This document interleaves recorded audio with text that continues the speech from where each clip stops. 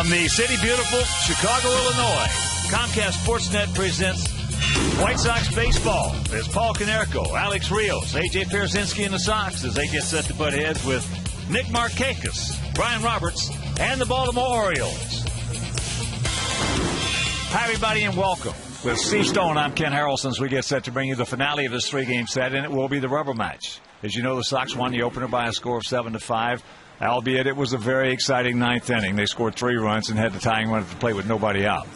Then last night, it was just too much Brian Mattis as he went out there. Mark Burley took the loss. Baltimore won that game 4-2. So tonight, trying for the rubber match, a good man on the bump. Edwin Jackson going to the mound for the 4th time as a member of the White Sox. And in his previous 3 outings, he's given up a grand total of 3 earned runs, 1 in each game. Now, he's thrown 7 pitches in the last 12 or 13 days, so we'll look for his control tonight and see just exactly how it's going to be. One thing you know, he's going to be very strong this evening, and he's going to need it against the Baltimore team that's playing very well under Buck Showalter. Jake Arrieta going to the mound for the Orioles, and he's 4-5 this year with an ERA just above 4.9 say. Arrieta is one of those guys that has a great arm. He has a good curveball, but a tendency, number 1, for left-handers to really hurt him because he can't get the ball inside on him. And number 2, tries to throw the ball a little harder than he's capable of. It'll get up there 96, but it'll be high in the zone. So we'll see if we can take advantage of the youngster tonight. We'd love to win this series. Cliff Lee is throwing against Minnesota. They've already lost 3 in a row down there. Let's see if we can make it 4 and cut another game off their lead. All right, sit back, relax, and strap it down. White Sox baseball coming your way.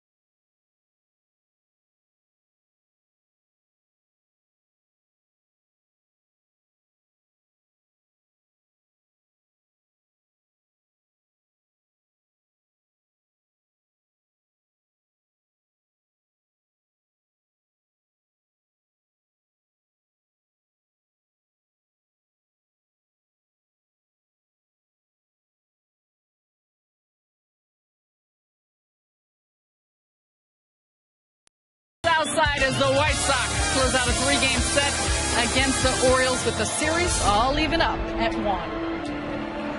Hey everyone, Sarah Cusack with you here at U.S. Cellular Field. Now, waiver deadline is drawing near, and discussion the past few days has surrounded rumors about Manny Ramirez coming to the South Side. But earlier today, Kenny Williams suggested that there may be more than one player that he's after on the waiver wire. It's always possible. Sometimes the most obvious things are the most, unrealistic things that to accomplish. So you've got to always be looking for what you actually can accomplish. And sometimes small marginal growth is just as effective as the more obvious, bigger thing that you're not going to get. Ideally, that's always my preference, is help for today and help for tomorrow as well. But sometimes you're in the mode of just trying to get in the playoffs, where you shoot for today. You shoot for help today. So every name that goes on the wire, we take a look at and explore the possibilities. Now, when Kenny Williams has talked about improving his ball club, typically it's included a bat or help, for now, the battered bullpen. Another way to do that is deep outings by the starters. Tonight on the mound is Edwin Jackson, 1-0 in his 3 starts with the White Sox with a 1.35 ERA. And the righty said deep outings are always a part of the plan. I mean, as a starter, your job is to go deep as you can anyway. So regardless what the situation is in the bullpen, you have to kind of stay on your mind frame as you want to go as deep in the game as you can anyway. So, the bullpen is normally there. It's just, for backup anyways, in case you can't go the distance. And, I mean, a lot of times it doesn't happen, but you have to have that mentality like you're trying to go 9 innings every start. So Jackson will try to help the Sox secure a series win over the Orioles tonight. First pitch just moments away. Hawk and Stoney have the call for you on Comcast Sportsnet.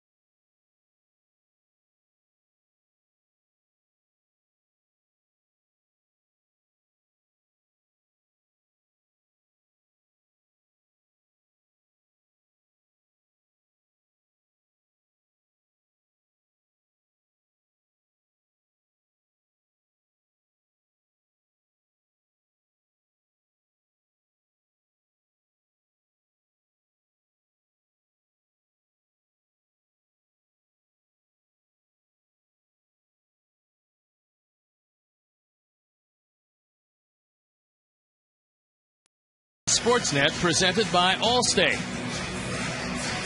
Sox have had a problem with the Orioles this year, going 2-4 against them, and this is the final time they'll run into them this year. So let's take a look at how Buck Showalter is going to line up his O's. Roberts will lead it off, and Patterson, Markakis. Scott, the DH, with Wigginton, PA, who's been very hot. Wieters, Historisk, and Bell rounded out. Defense and how they'll line up behind Edwin Jackson, left to right, Pierre Rios and Quentin in the infield, Vizquel, Ramirez, Beckham, and Konerko. A.J. Pierzynski behind the plate, and the Toyota starting pitcher is Edwin Jackson. This is 4th start as a member of the Sox, and he's thrown the ball very well. 1-0 record, a minuscule 1.35 ERA. It's a cool night tonight, a lot cooler than it's been. 71 degrees, 56% humidity, winds out of the east, 8 to 12 miles an hour. That will affect the ball this evening, and the forecast is perfect. Ed Hickox behind the plate, Field and Culbreth at first. Marty Foster is at second, and Gary Cedarstrom is at third. So we're ready to play baseball, and I'm ready to turn it over to my play-by-play partner, Hawk Harrelson. All right, Stone Pony, thank you. And once again, good evening, everyone, and welcome to White Sox Baseball right here on Comcast Sportsnet. So happy you could join us for the finale of this 3-game set. As the first of 4 switch hitters in this Oriole lineup stands in Ryan Roberts. And the first pitch of the ball game from the big right-hander is taken for a strike. Roberts comes in hitting at .254, 3 homers. He's driven in 10. He is 3 for 8 in this series with a homer, that coming last night. And that is into left field. Juan Pierre giving chase. It's out. Okay. Foul ground makes the play. One down.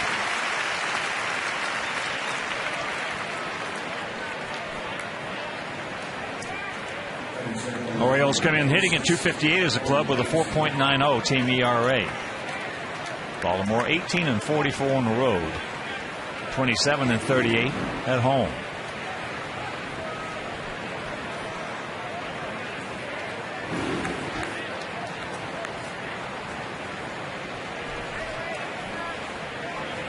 Corey Patterson takes first pitch strike.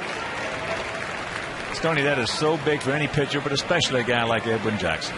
Well, when he goes right after the hitters, he's been very effective this year, especially with that fastball. He's able to spot it. He's got good movement on it. And more so this year than maybe any other year, he's getting more ground balls. Now, you might not see it in the first inning or so, but it will certainly come into play as he moves along in this one. Right now, he's throwing pretty hard. The 0-2 pitch. That didn't take long. He gone.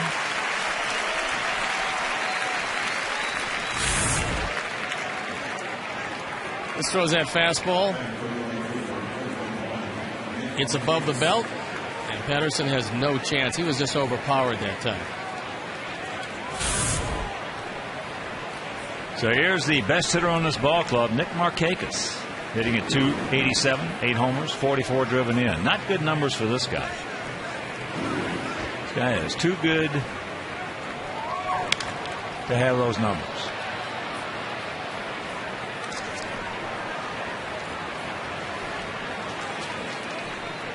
Markakis last year hit 293, 18 homers, and drove in 101.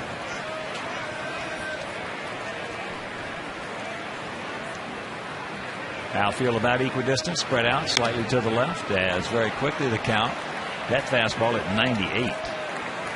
We'd have to figure, throwing just 7 pitches in just under 2 weeks, that Edwin would be awfully strong tonight. Now, if you can mix that strength and that adrenaline with good location, then you've got a pretty tough customer, and so far he's been able to do that.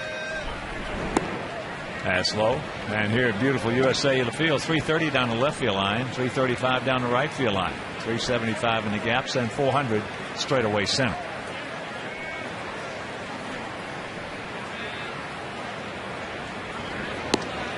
He go. 1, 2, 3 inning, couple of punch outs after half inning of play. It's the Orioles nothing, and the good guys coming to bat.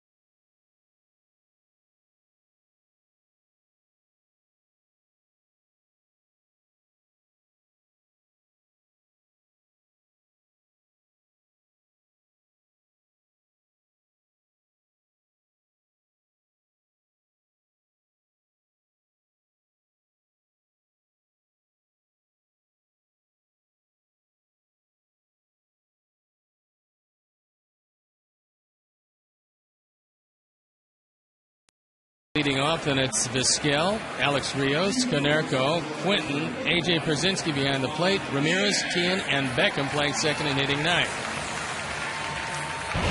The defense and how they'll line up behind Arrieta: Patterson, PA, and Markakis left to right. In the infield, Bellis, Turris, Robertson, Wigginton. Matt Wieters behind the plate, and the Toyota starting pitcher is Jake Arrieta. None of the Sox have seen him. He's got a great arm, but as you can see, left-handers have really hurt him. He's had a problem getting the ball inside to the left-handers, and because of that, leave the ball out over the plate, you've got some big problems. We'll see how he fares tonight. And before we show you our picks to click, you at home select yours, as Juan Pierre will lead it off. Juan hitting at 279, a homer. He's driven in 35. 3 for 8 in this series with a couple of RBIs. There's first pitch strike.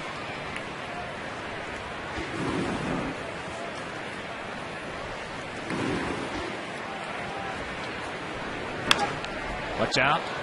And the count 0-2. Sox come in hitting at 268 as a club with a 3.99 ERA.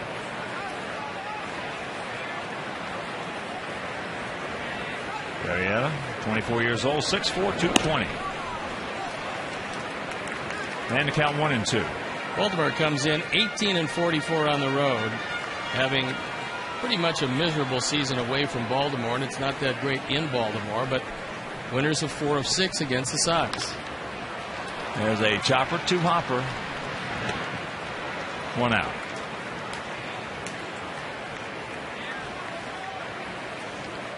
So that'll bring up Omar Vizquel.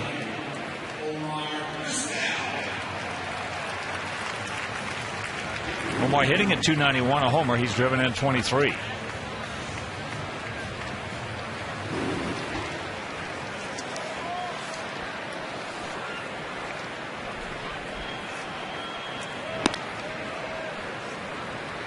Fakes the bunt, takes the ball.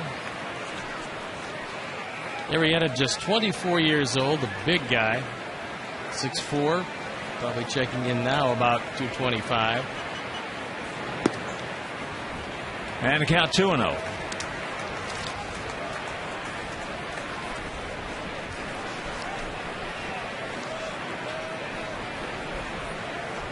Gap out there in right center. As the 2-0 pitch. Taken for a strike. He's only had 2 years in their system before this year. That was at Frederick in 08. Bowie and Norfolk last year. And the count 3-1.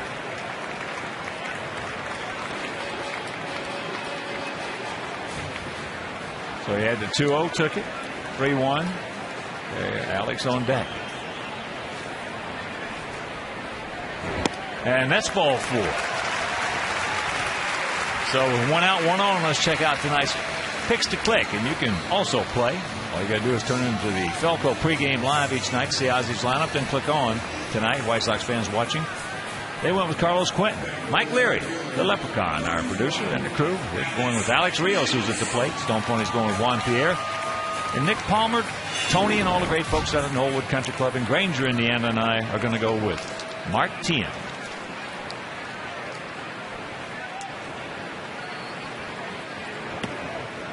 There's ball 1 to Alex.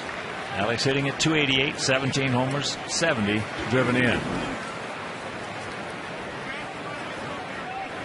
He is 1 for 7 in this series.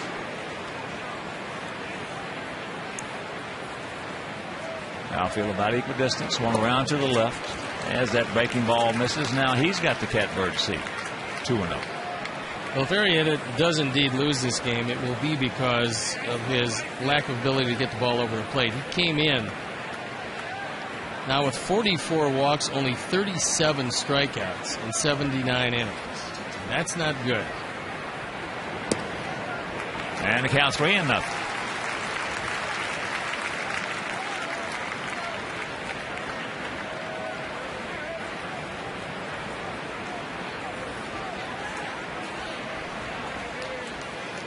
Canerco, the on-deck hitter.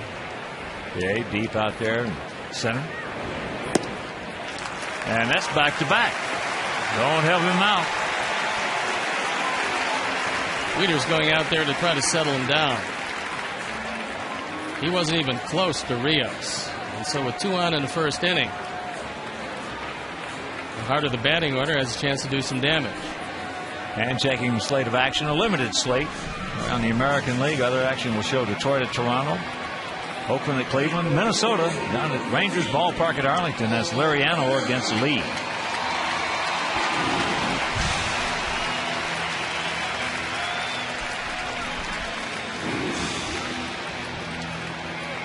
So here's Pauly.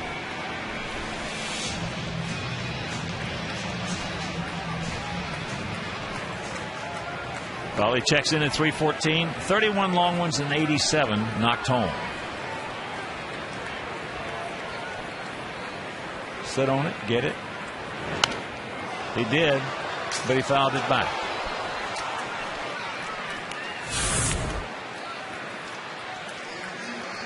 That fastball on the outer third. Ball looking fastball all the way. Didn't get it, but those numbers suggest that he's been very hot lately. And at 311 with runners in scoring position this year, he's been very good. He reached back, put a little giddy up on that one at 95, and the count 0-2.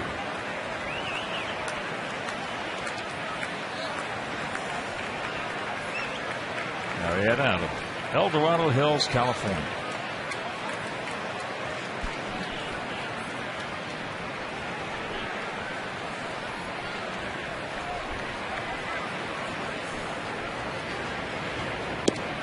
Breaking ball misses.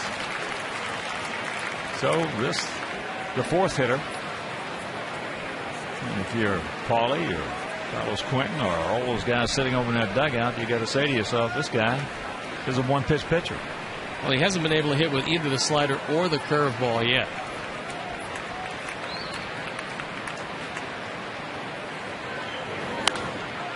Pop back, and that's going to be a souvenir into the seats.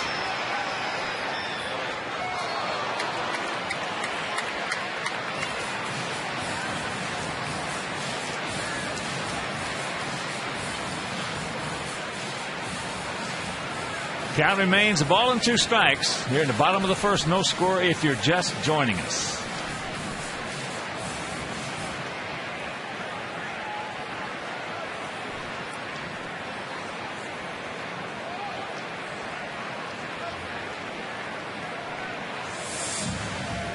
Well, Wieters has his say.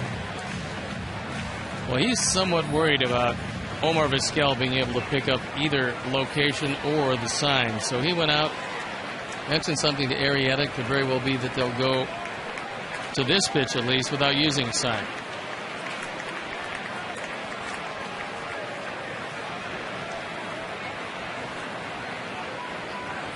And the 1-2. 2 balls, 2 strikes.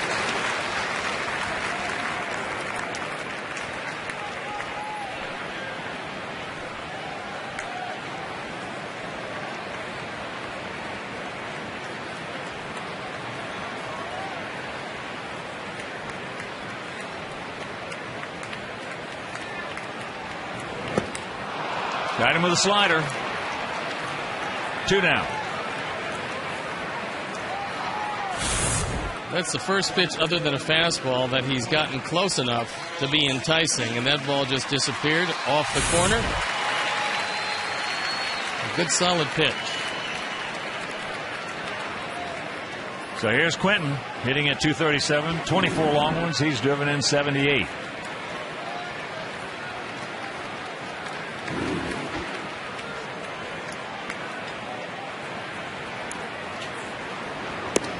Did not check it up.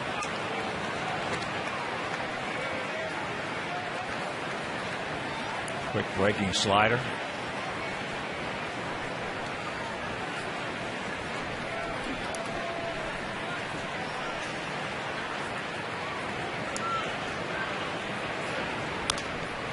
And there's the fastball at 95, foul back. Well, after seeing a slider away, that fastball right in on your hands is a whole lot more difficult to deal with. Yeah, there's no question about it. That big right-hander's stuff. He's got the stuff. But you got to hope for as a Sox hitter, he just doesn't get the breaking ball over. And the count 1-2.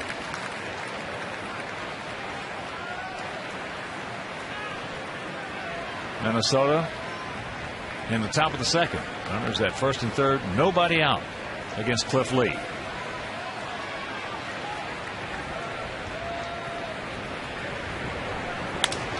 And that's a little blooper into center field. That's going to fall for the base hit. So here comes Omar. He'll score. Alex in the third. Sox lead it 1-0. Yeah, you ought to have some runs scored off of it if you walk 2 in an inning. And there's a lot of center fielders in this league would have had that. But Felix BA plays the deepest center field we've seen. And because of that, he's not going to catch too much in front of him. Now, very few balls are going to get over his head. But that's RBI number 79 for Carlos. Now, most of the balls over PA's head are going to be out of here. They're gone. He's playing unbelievably deep. So here's AJ. AJ hitting at .251, 6 homers. He's driven in 40.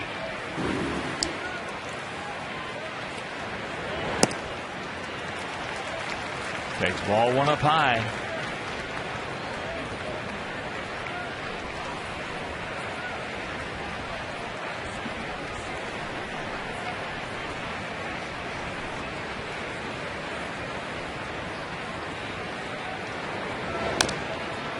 And that's top foul. Cliff Lee struck out Jim Thome. So there is 1 out. Runners at the corners.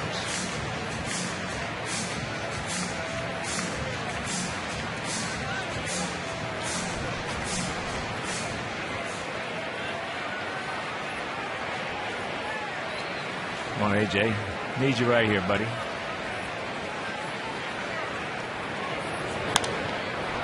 And that fastball at 96, upper tank left side. Well, the way the Orioles are defending AJ, you've got Markakis very deep in right field, as is PA. And Roberts playing him as a dead pull hitter. So there's a lot of room right back at umpire Marty Foster to take the ball back up the middle.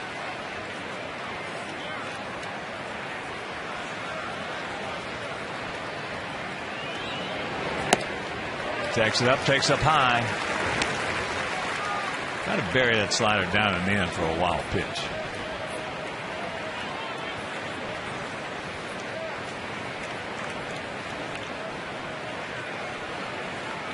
He's got 4 of them this year.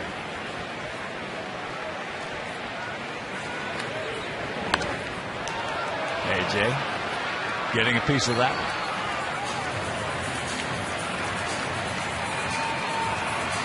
1-0 good guys here at the bottom of the first if you're just tuning in. Finale of this 3-game set. It is the rubber match.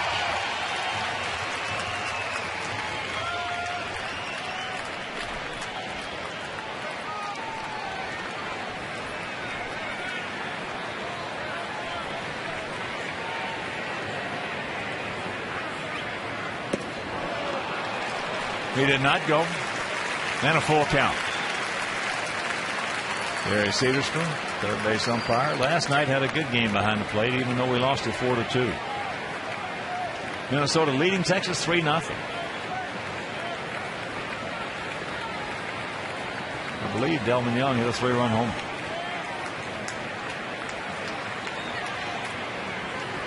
And that's ball 4. So that will load him up. 3rd walk of the inning.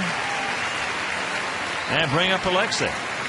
Also bring out Rick Kranitz, the pitching coach, who wants to have a word with Arrieta, who is pitching himself into an opportunity to give up a big inning.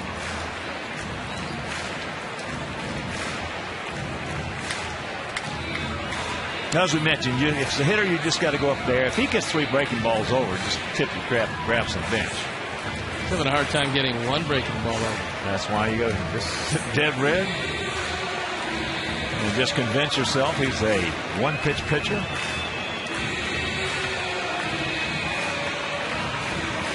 Anything else, just take it, because odds are overwhelming. It's not going to be in the zone. Even that slider, he's not throwing for strikes, but if he gets ahead, you can throw it at that outside corner and then it disappears, becomes a tough pitch to hit. But until he establishes that he can get anything but a fastball over, you just have to look for the express. First pitch always big in the sequence, and that's ball one. Slider. If he gets that pitch over, it just turns the whole mind and thought process of the hitter around.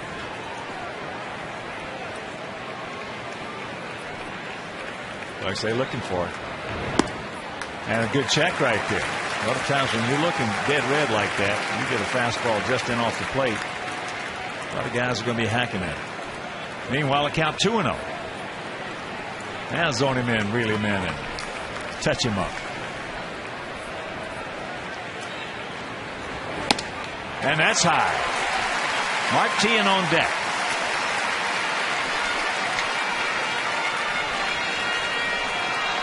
He's about ready to do something that has not been done too often, and that's walk Ramirez. 19 walks in 455 at-bats. There's one.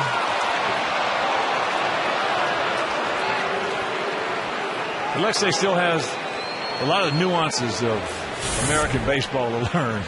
Yeah, I don't think that you want to take a pitch that's belt high and, questionable, but you don't throw the bat away on that pitch. No. And that's popped up in the right field. So he's going to get out of it, walking 3, giving up a hit with just 1 run, and we'll go to the second leading 1-0.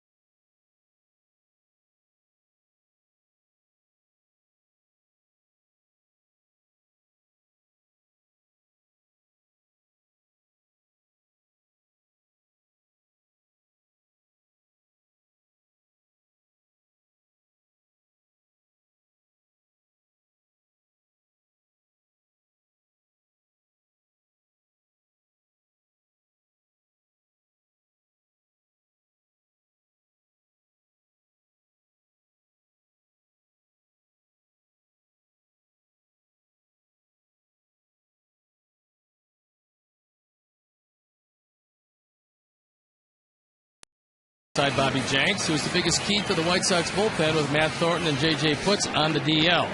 A. Chris Sale, B. Tony Pena, C. Eric Threets, or D. Sergio Santos. Text A, B, C, or D to 53695. You can stick around for the U.S. Cellular White Sox postgame live for final results, or visit csnchicago.com. Here's a look at Chris Sale. He appeared once in the series and was very impressive to a few of those Orioles. Well, he had the Chris Sale Nintendo stuff sales. Well, that slider, when he gets it even near the plate, it just explodes. Luke Scott will lead it off, hitting at .291.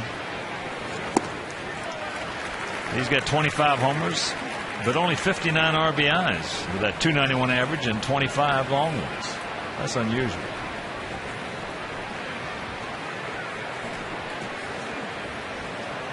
He's 1 for 9 in this series, and that 1 hit left the premises. And the count 0-2. A couple of off-speed pitches mystified Scott.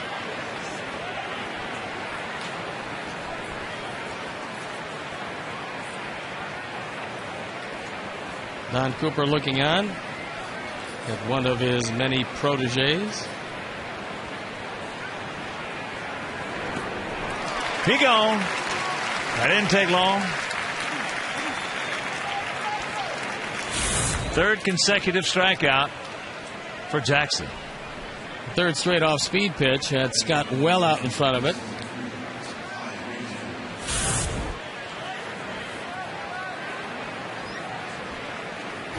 They'll be careful with this guy because he's had some semblance of luck against Jackson. Wigington 3 for 7 with a homer against Edwin. Takes first pitch strike. Detroit leading Toronto 6-0. That game late in the game up in Canada.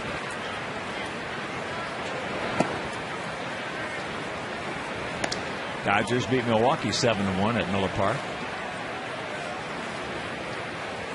Dodgers trying to get back in the wild card race. San Diego taking a beating at home 11-0 against the D-backs.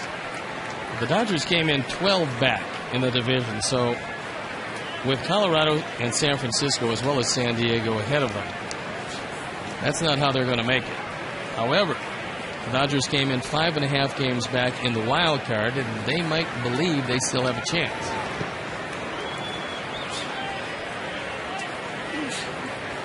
Two balls, two strikes to the 32-year-old veteran, Ty Wigington.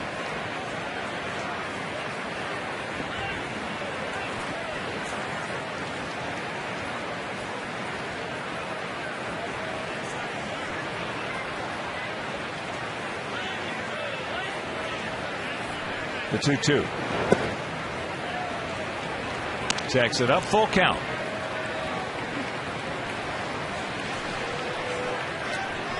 Felix Piet, who's had a terrific series on deck.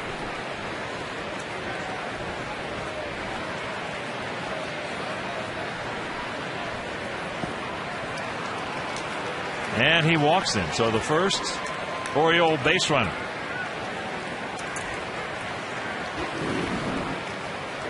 And here's Piet, who was 5 for 7 in this series, has his average up to 305. And lifetime against Jackson is faced him 3 times, has a couple of hits. You certainly don't want to throw this guy anything thigh high or lower. That's right in his wheelhouse. That's a good spot, up and away. And a reminder, first 20,000 fans in attendance on Saturday night, 6:05 against the Yankees, will receive White Sox rally towels presented by Cardinal Fitness. So for tickets, call 866-SOX-GAME or visit whitesox.com.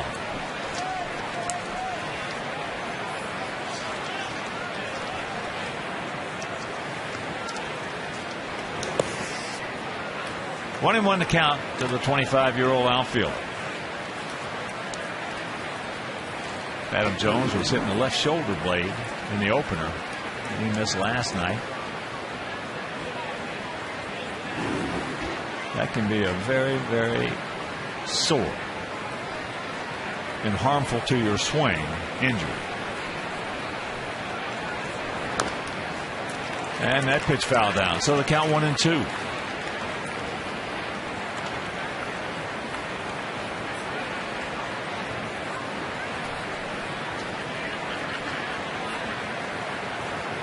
Edwin making his 4th start in the Sox uniform. He has pitched well, making his 25th start of the year overall.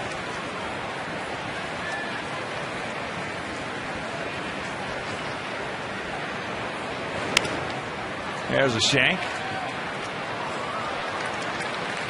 Nice catch by someone in the front row just by the tarp. Now being mugged by his friend. Actually just trying to take the ball from him.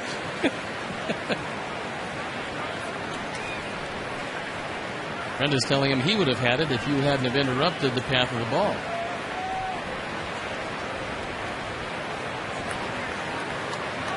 One out to 1-2.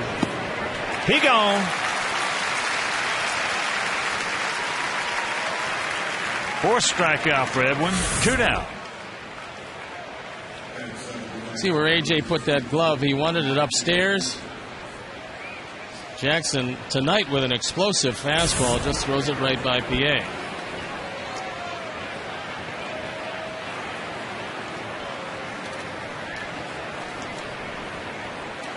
So here's Matt Wieters, switch hitting catcher. Takes low ball 1. He's 3 for 7 in the series with a couple of RBIs, hitting at .243 on the season with 10 homers, and he's driven in 43.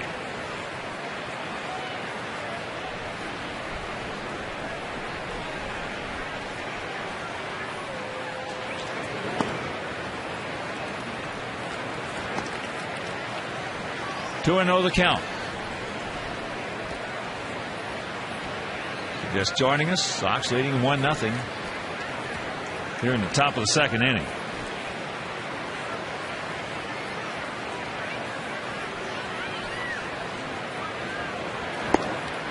And there's a good strike.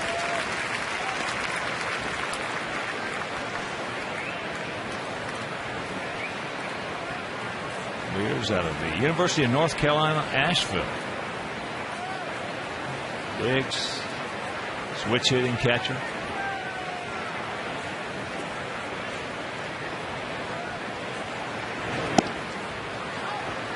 That's low in the count, 3-1. And the key really is a switch hitting catcher. You don't find too many of them, especially this young and this strong. That's why he was #1 draft choice, 5th player picked overall. And the Orioles, as well as everybody else in baseball, thought very highly of him. That's fouled into the LG Skyline Club seats. So a full count with 2 down. With the left-hander up, Paul should be playing behind Wigginton, who doesn't have much speed, and you want to get a better angle if he does pull the ball down there. You see the disparity. He's a much better hitter with much more power from the left side. And the payoff pitch. He gone. 5 strikeouts for Edwin Jackson. We go to the bottom of the second. It is 1-0 Sox.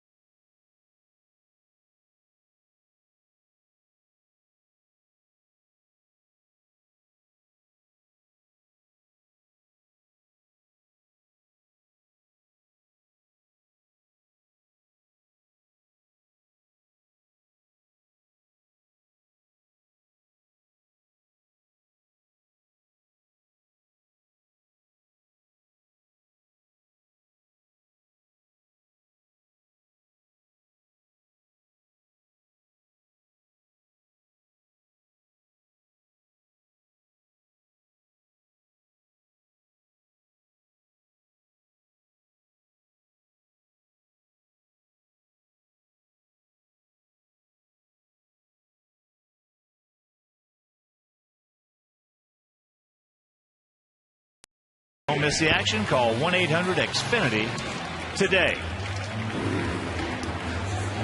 1-0 good guys here in the bottom of the second inning, and I'll tell you, there is some good right-handed stuff out on that bump tonight.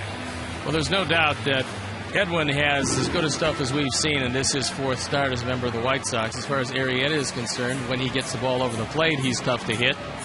The question is, how often will he do that? And in the first inning, it wasn't often. So this is a guy you take advantage of until he finds his control. Mark Teahan, Gordon Beckham, then back to the top of the order with Juan Pierre. First pitch strike. Mark hitting at .270, 4 homers. He's driven in 19. He was 2 for 3 in game 1.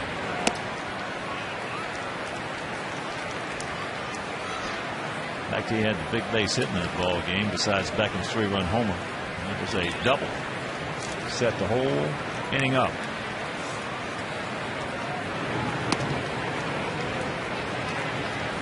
2-1.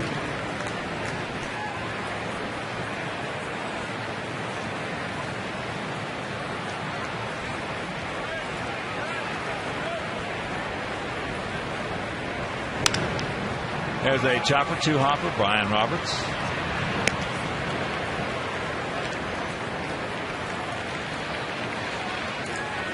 One out.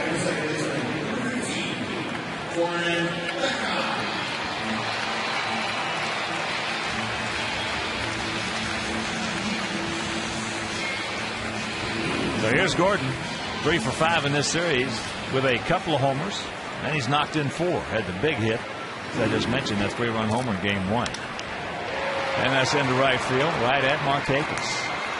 For a line shot, Hang Wolfram, 2 out. Arrieta looks a lot more comfortable with his stuff this inning than he did the last inning, but the difference being he hasn't been in the stretch. When he got in the stretch last inning, that was after walking Vizquel. He had another couple of walks along with a base hit and generally looked very much uncomfortable with any of the breaking stuff. So the object is to put him back in the stretch.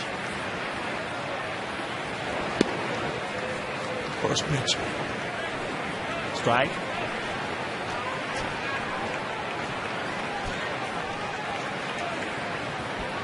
The 0-1 pitch to Pierre. At 6'4", 220, he's got some shoulders on him. He's a big man. At 24 years old, with a world of promise. And that's up high. Saw him in the Arizona Fall League before he ever pitched a professional game. They sent him there. He was tremendously impressive. Just dominated that league with his stuff. And he dominated in the low minor leagues. Nice backhand pick right there by Josh Bell. Low throw, nice pick by Wigington. Good play all around. Nothing across. We'll go to the third. It is still 1-0. Good guy.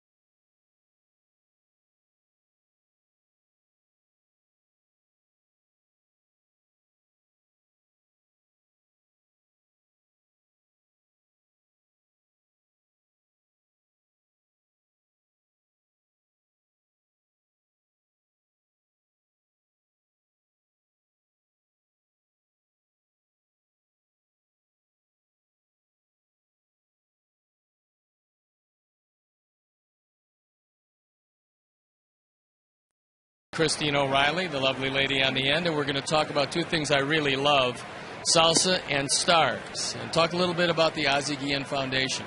We have an amazing event, Steve, and we're so fortunate to be partnering with Ozzie and Evis and the Ozzie Guillen Foundation with Chicago White Sox Charities for an amazing event on Monday, September 13th, called Salsa and Stars with Ozzie Guillen and Friends. Evis, why don't you tell us a little bit about it? Well, the show, they'll be an amazing show. We had to have Ruben Blades, Tito Nieves, and Gilberto Santa Rosa. So it's a very good show. People can go and have fun with the players and the the singers, and we can dance. Everything's included in the ticket: the food, the drinks, and the show. So they have an amazing show. It sounds like a great night. And Christine, tell us again how you get in touch with the people you have to get in touch with to participate. It's downtown Chicago, Steve, at River East Arts Center. It is an amazingly beautiful venue. It's right on Illinois Street near Navy Pier, Monday, September 13th. Tickets are on sale now, as Eva said. They're $350 each. It's all-inclusive. But the performance by these salsa icons who are friends of Ozzy's, who are coming in to perform for free. Lots of teammates will be there, Chicago sports celebrities, Ozzy and Eva's, obviously. Go to whitesox.com/community, whitesox.com/community, or you can call me, 312-674-5387. We'd love to talk to you more about it, give you more information on buying tickets, and we hope to see everybody there September 13th. Well, ladies, thank you very much. Nice to have you up here, Thanks, and Steve. hopefully you'll get involved because it's going to be a wonderful night. Thank you. Thank you. Nice job as usual, Christine. This is nice. 1-2 the count with one out. Here in the top of the third, Josh Bell. That's high and wide. That sounds like a good night. Very good night. Well, very seldom you're going to be at a party with Ozzy and not have a good time. Here's the 2-2 with that big kick. Just did get a piece of it. Top of the seventh at Cleveland. Indians leading Oakland 3-2. Top of the third in Texas, still 3-0. Delman Young, a 3-run homer off Cliff Lee.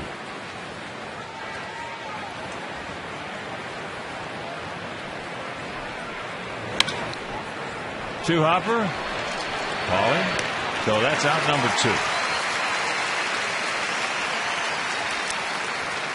Edwin very quick, getting off the mound in a hurry.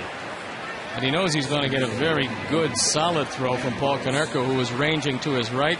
The key on this is get the ball to the pitcher early so he can right his footwork and touch the inside part of the bag with his right foot. Well, on a previous out by his tourist, probably gave him just a perfect lead.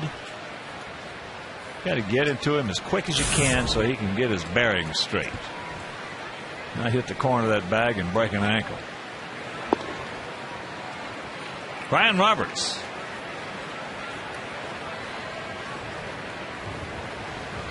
Went out to Juan Pierre.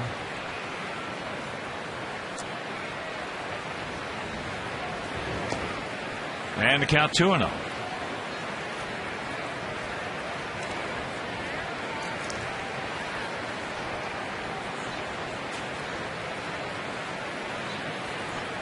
Outfield about equidistant.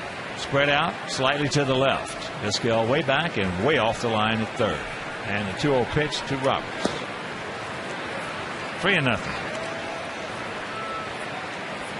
Come back and get it. Sox with a first inning run. RBI single by Carlos Quentin, and we stranded the bases loaded. And there's the 2-out walk. Base on balls number 2 issued by Edwin. Corey Patterson had a very interesting comment after he faced Chris Sale, and he faced him in the 8th inning, opening night of this series. He realized that he was the first pick, the 13th pick overall in the first round of this year's draft. And he said, after looking at his stuff where he went down on strikes, who were the other 12 who were picked ahead of him? He was pretty impressive that night. He's been impressive every time. Yeah. Corey struck out on 3 pitches. Takes that one outside. Minnesota now leading Texas and Cliff Lee 5-0.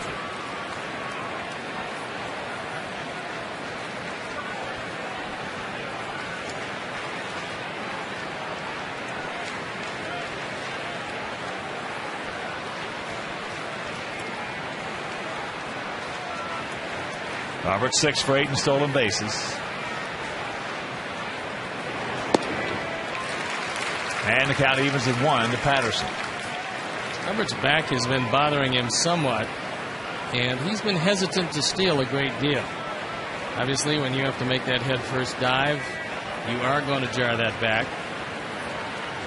So, at least in this series, we haven't seen him too aggressive on the base path.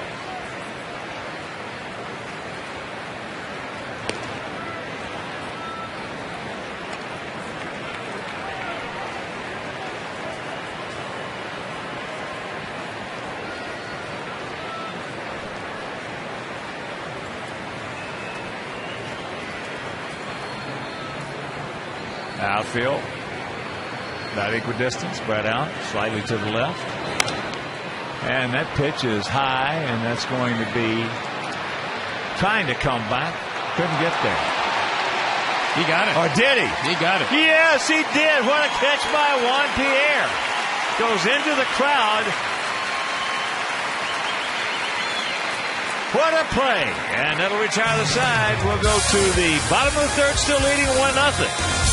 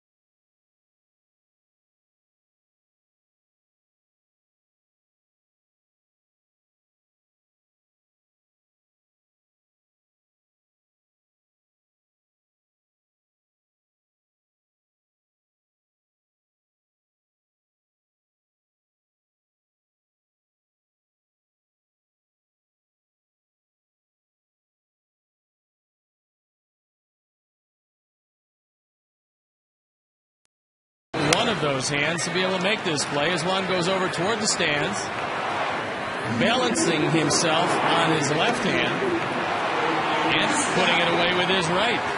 Good play, ends the inning. So it's the bottom of the third inning.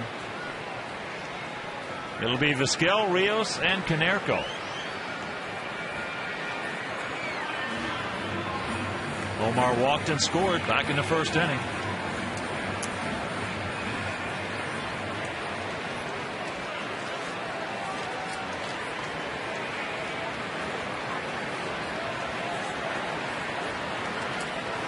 Jake Arrieta takes first pitch strike. This little get me over fastball at 93. 353 in his last 37 games.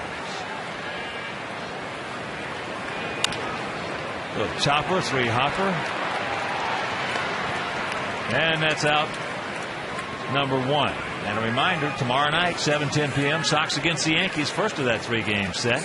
Enjoy post-game fireworks presented by the Chicago Blackhawks, 2010 Stanley Cup champion, our Chicago Blackhawks. So for tickets, call 866-SOX-GAME or visit whitesox.com. You and I are going to be outfitted very well for that one. Can't wait. Joel Quenneville's going to be up in the booth with us for an inning. It's great. Have some nice conversation.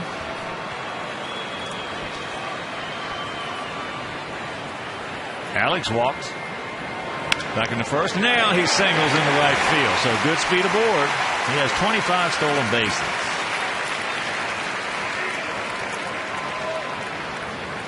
Alex went right with this one. That fastball is on the outer third. Well, thigh high. He takes it into right field. No chance at all for Roberts. And it's time to try to add to that lead against Arrieta, who now is back in the stretch where he's had some problems tonight. You got Paulie on a slider down and away.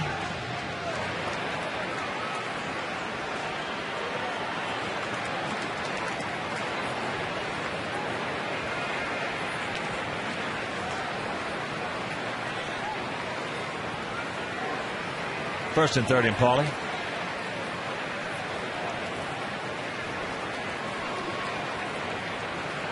Just a decent lead, Alex. And that pitch off the outside corner. Last 21 games, Paul Konerko has been just about as hot as anybody in the league.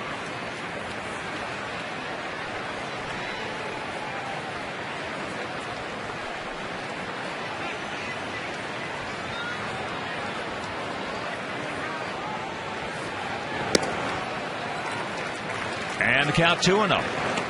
And putting him in the stretch, for him at least, makes it very difficult to get the ball over the plate. Up to the 50 pitch mark, evenly divided, 25 and 25 strikes and balls. That's not a real good percentage.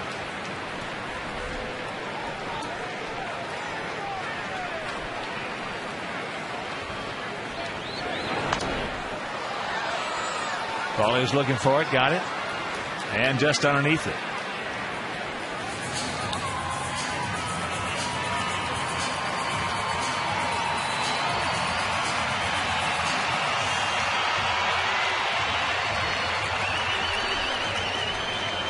Two balls and a strike.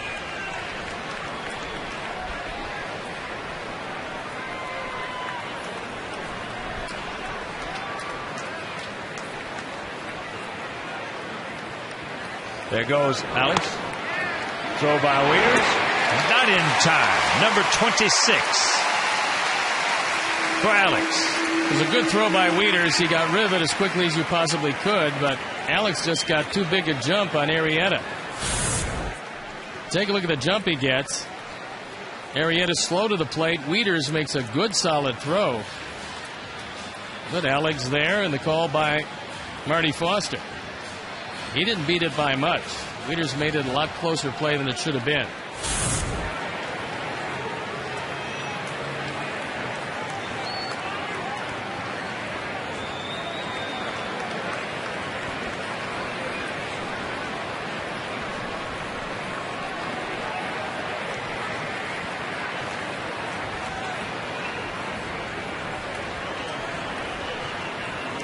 They say it's 2-2.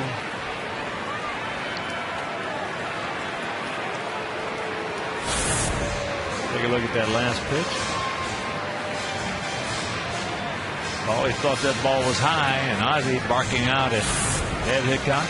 And what was kind of unusual is, first of all, Wieters is a very big catcher. And normally when a catcher gets up, you kind of obscure the viewpoint of the umpire. Very rarely do you get a called strike when a catcher is that high getting ready to make his throw. But he got the benefit of the call that time.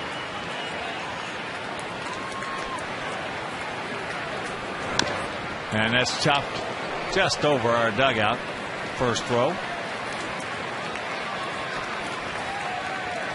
Some young ladies very happy. Got their White Sox gear on and a souvenir. How about that?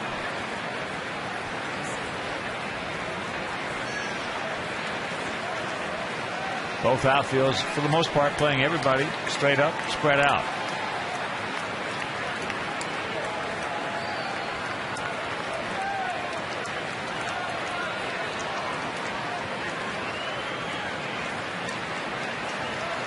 Detroit still shutting out Toronto 7-0.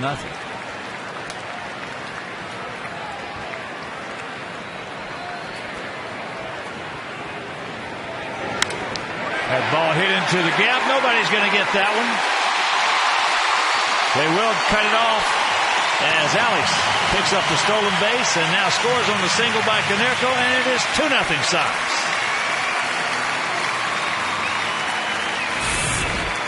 RBI number 88. That ball down. And Paul sniffing a run batted in. Just drives it into left center field. So Arrieta, when put into a stretch twice, has given up at least one run. It's one run pending the outcome of this inning. So here's Carlos. He had the first RBI with that little duck snort into center field.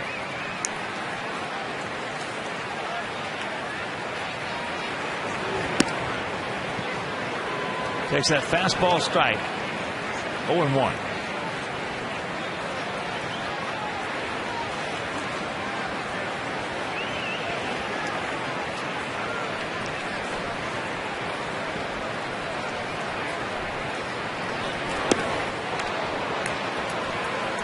Oops. That was about the first curveball that Arrieta's gotten over the plate tonight. He's got a terrific curveball. The only question is, will he view it as a rotation or a velocity pitch? Because if he views it as a velocity pitch, it'll hang. That one, he had great rotation. The 0-2.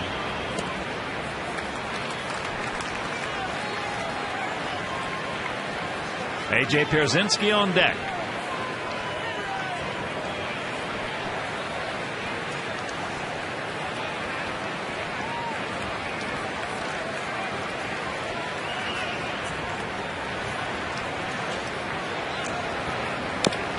And that's chop foul. And a reminder, you can join our White Sox mobile group to receive exclusive offers and chances to win great prizes like autographed jerseys and baseballs. Just text SOX to Shy Sox. That's 244-769 to enter to win an autographed Gordon Beckham jersey. Standard text and data rates apply. Visit whitesox.com for official rules.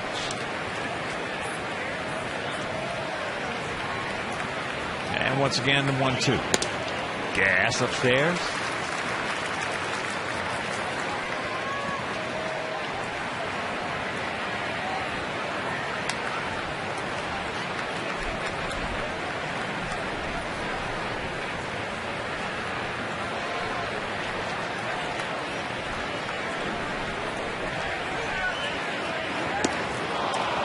Breaking ball. Second strikeout for Arrieta.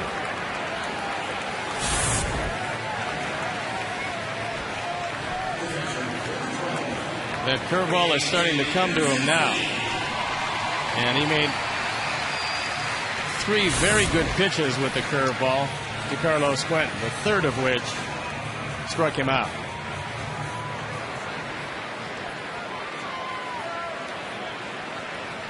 So here's A.J. with Paulie at first. Just underneath it. A.J. drew a walk back in the first inning.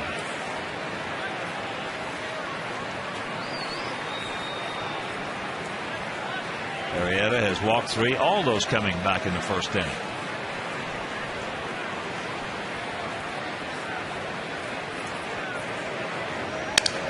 And there's a foul ball, broken back. Another $64 bill bit to dust.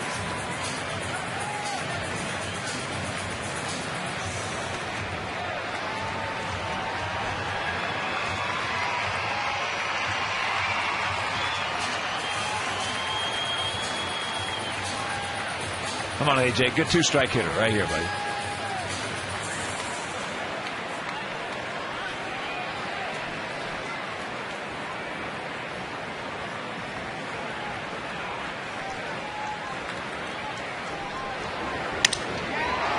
Watch out.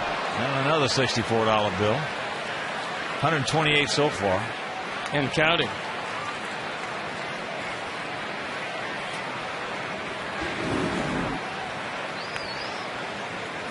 I saw Tony Horton, former first baseman for the Cleveland Indians, break 4 bats and 1 at bat against Steve Hamilton of the Yankees. That was in the day when you were getting some pretty good bats.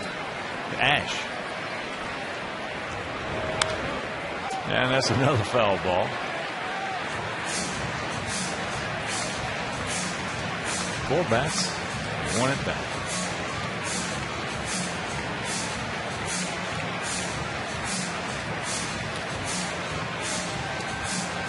Tim Wallach, I saw, I believe was Tim, broke 3 and 1 at bat.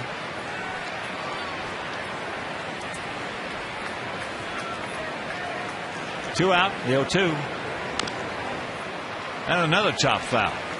And this next pitch will be number 66 for Arrieta here in the bottom of the 3rd inning. We probably will see the Baltimore pick. We're going to see a whole lot of that Baltimore pick. That's a lot of pitches. And you're not yet through the third. And also, somewhat miraculously, you've only given up 2 runs. And there's a nice at bat right there. A couple of broken bats. A lot of foul balls. Tops it off with a base hit, and that'll bring up Alexei.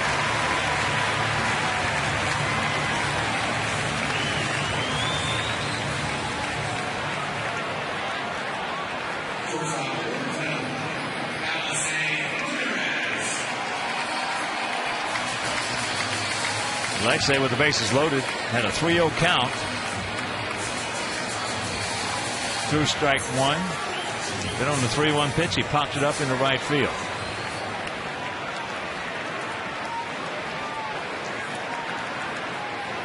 Get yourself a base hit right here. Breaking ball.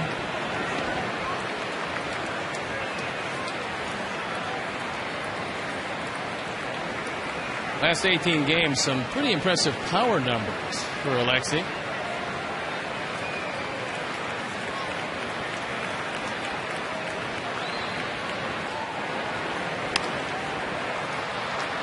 Just flips that one right over the Oriole dugout. So now he's got to cinch it up, hunker down, 0-2 the count.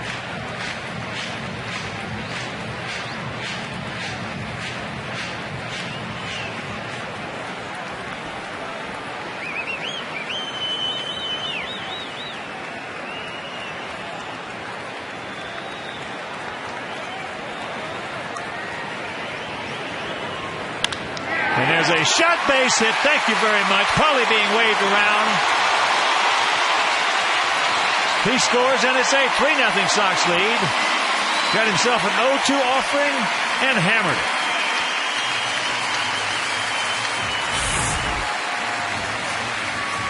That one down the middle. The fastball was up. Alexei drives in his 54th run of the year. Arrieta having even more problems in the stretch. Nobody in the bullpen up at this moment.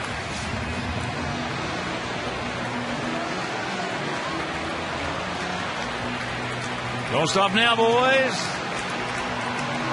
Mark Tien will be the hitter.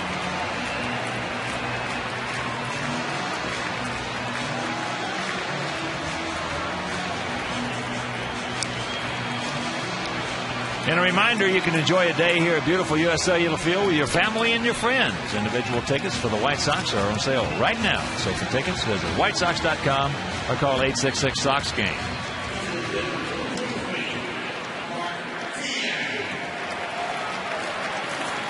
Rick Vandenhert warming up in the bullpen. And here is Mark Tien, who grounded out to second.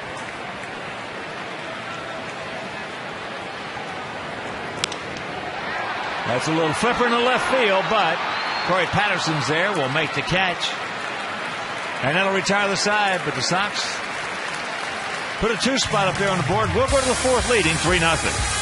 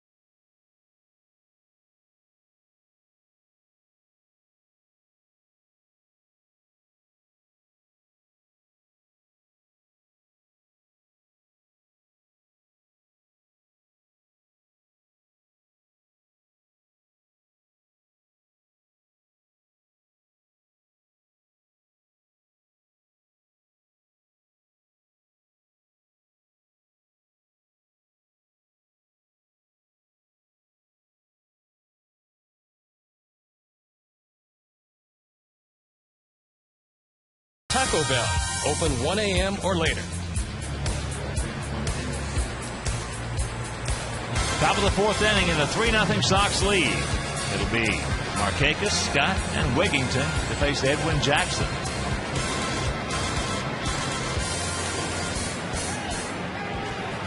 Markakis struck out, called out on strikes to end the first inning.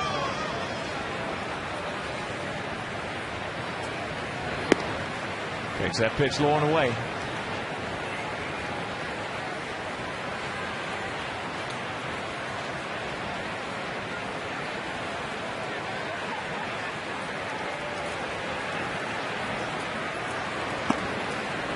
There's the strike to even the count at 1.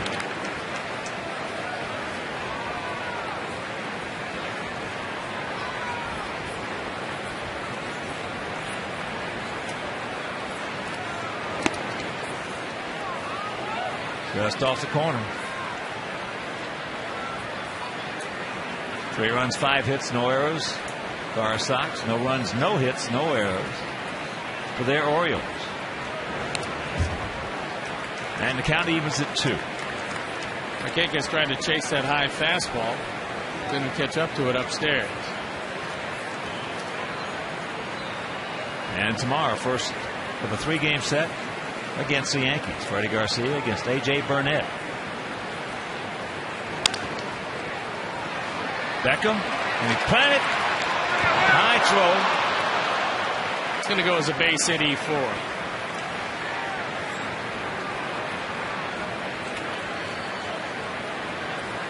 So the leadoff man at second.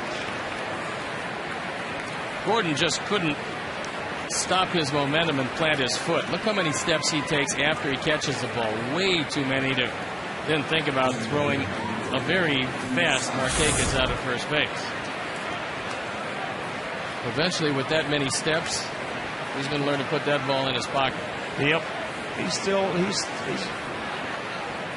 learning the nuances of playing second base. Oh, it's his first full year there, and it's not an easy position to play. So here's Luke Scott. He also struck out. Takes ball 1.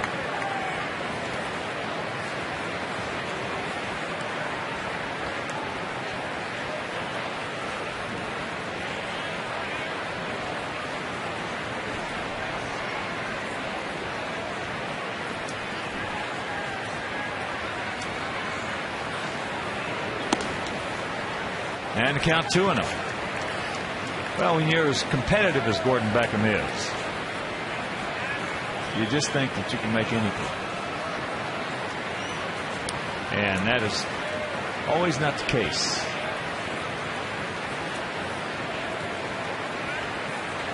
I think he's asking Paul right now, look, when I let the ball go, if I'd have made a good throw, would I have gotten?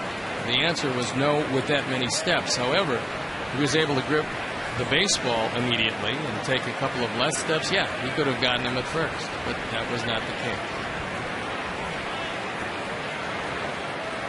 So the 2-0. Checks it up, fouls it off.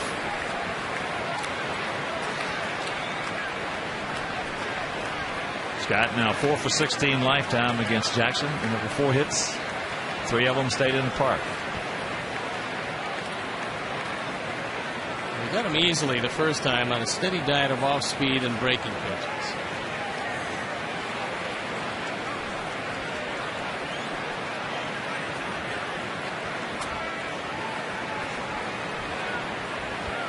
Beautiful evening here in the beautiful city.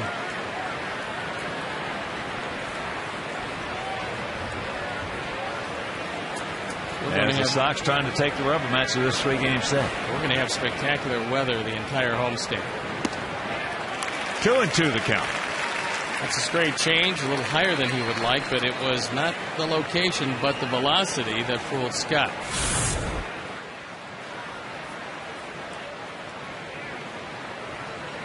That, my friends, was a good pitch to hit.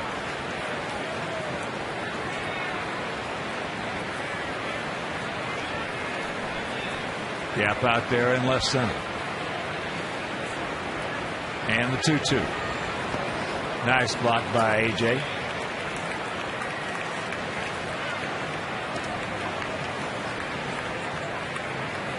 When Edwin came here, he already had 13 wild pitches over in the National League. He has only 2 here, and this is his 4th start. Smile, Hawk. Here's the payoff. He gone. Dig out. Another off-speed pitch, another strikeout.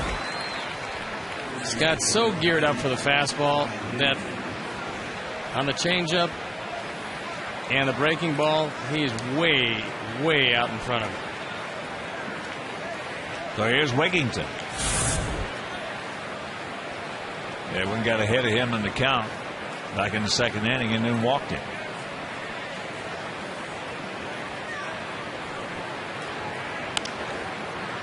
Souvenir right side.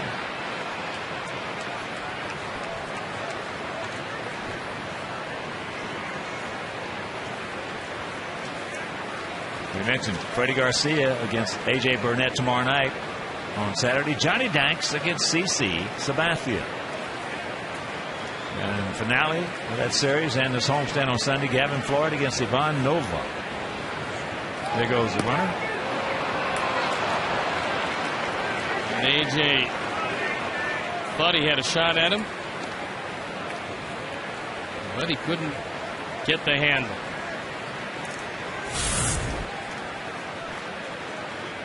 So Markakis picks up his 6th stolen base in 8 attempts.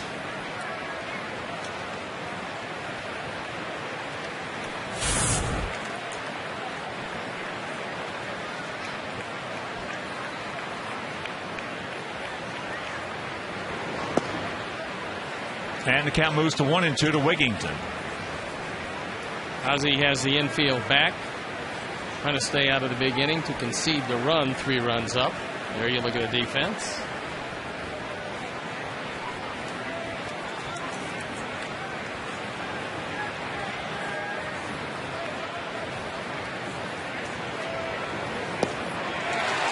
He gone. Another big strikeout. 2 down. 7 strikeouts for Jackson. Good slider. That one saw the bottom fall out of it. And Wigington, 2nd strikeout victim this inning. And here's PA. He struck out swinging on a good Jackson fastball.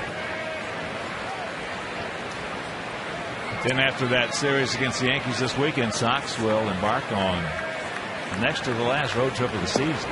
That's strike 1. 11 days, 10 games. Starting out 3 in Cleveland. Then an off day on the 2nd. Then the 3rd, 4th, and 5th in Boston. 6th, 7th, 8th, and 9th in Detroit.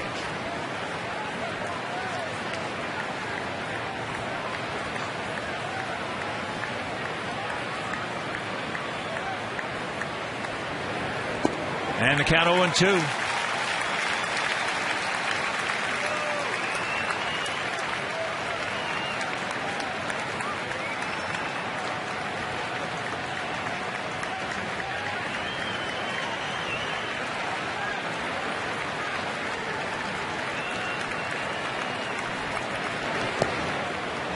AJ.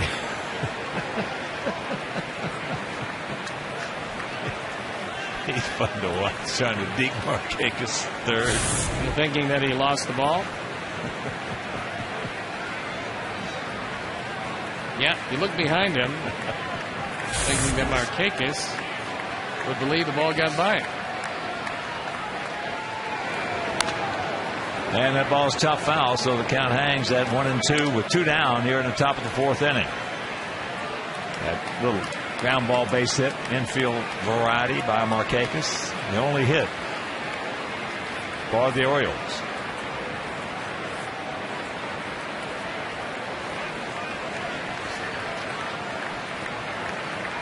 Top of the 5th in Texas, still 5-0 Twinkies. And he pitches out of it. We go to the bottom of the fourth, leading by 3.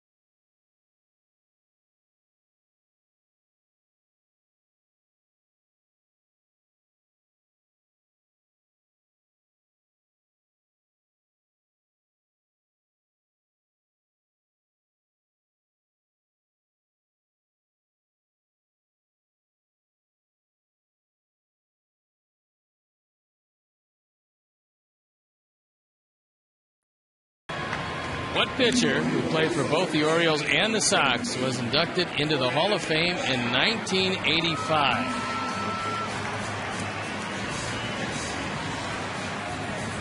And, of course, that guy you're looking at right there, Hall of Famer Jim Palmer, 8-time 20-game winner. And that's a clue. It was not him. So here we go.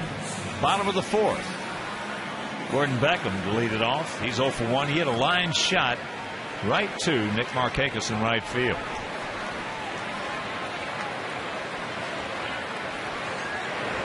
That ball hit high and deep. Stretch, get on back there. Dadgummit, he just missed it. So 1 pitch, 1 out.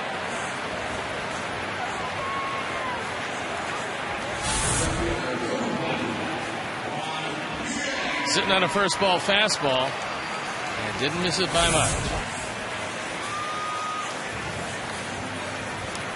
That'll bring up Juan Pierre. He's 0 for 2.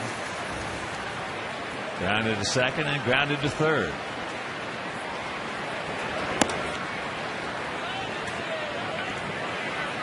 Corey Patterson playing him like very close to the line. Exactly where Pierre played him when he was in left field. That's a bunt. That's a good one. Well, stick it in your pocket. So a beautiful bunt. Juan had his 12-game hitting streak snapped last night, so he's hitting 13 of his last 14. Once this one stays on the dirt, it's not going to roll foul. And no chance at all for Arrieta. Again, in realizing what plays you can make and what plays you can't, when you know that Juan Pierre is running, you cannot make this play. The only thing you can do is throw it away.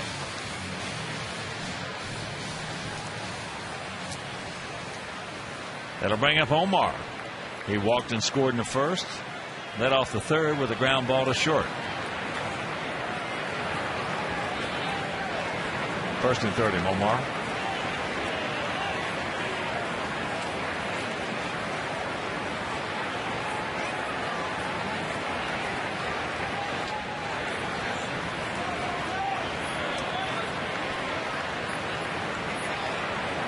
Throws it away there. So Juan will pull up at second. Now knock him in, Omar.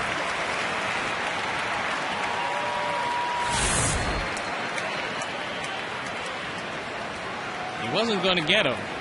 And Wigginton could not go over the back of Pierre to get this ball ticketed for right field. Numbers yelling at him to go. He took his advice and went.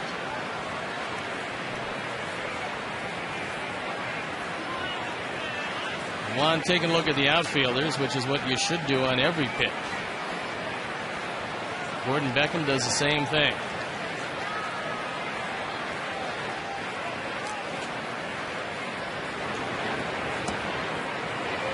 Nice breaking ball right there. Grabs the strike.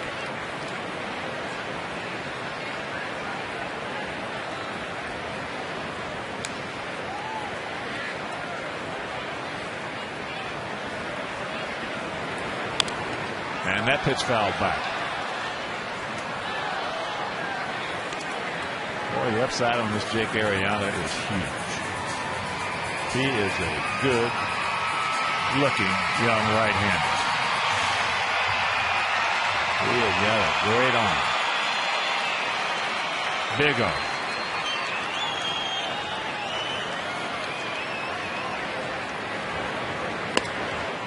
Checks it up. He did not go.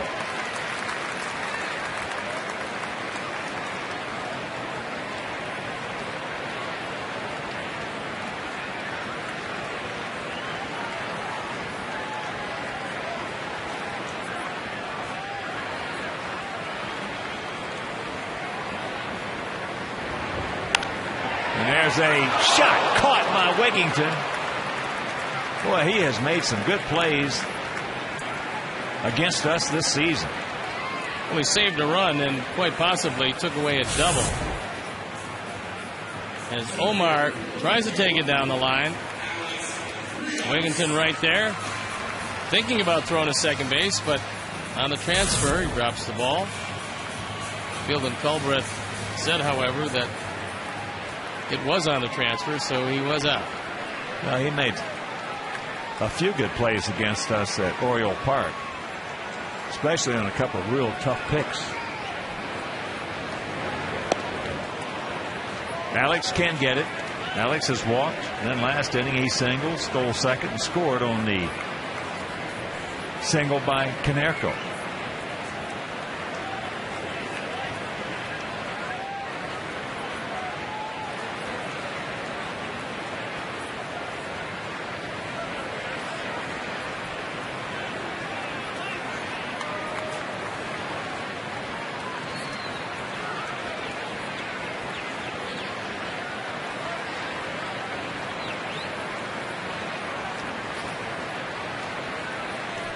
Pick him up, big man.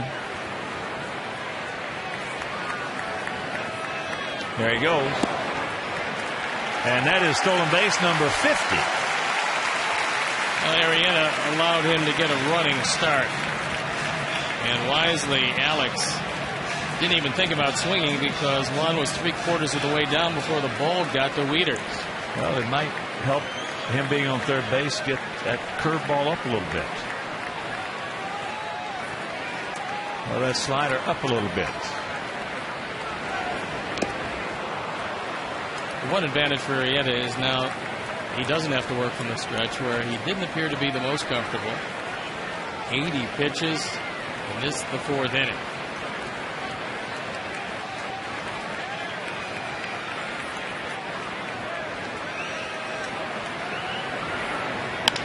Chopper back to the middle into center field for a base hit. Thank you very much. One scores, and it is 4-0. Hey, boy, Alex. Nice. 2 out runs batted in.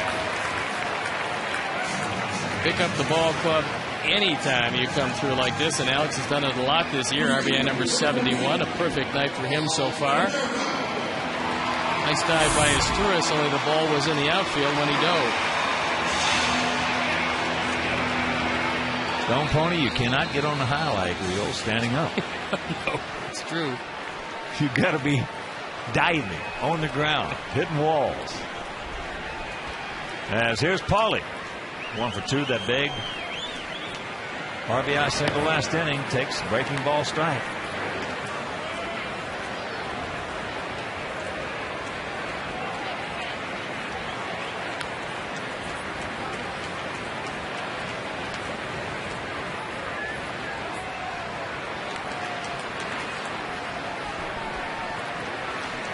See what Alex is going to do. He does not go. And that pitch misses. And the count 1-1. Alex picked up his 26th stolen base.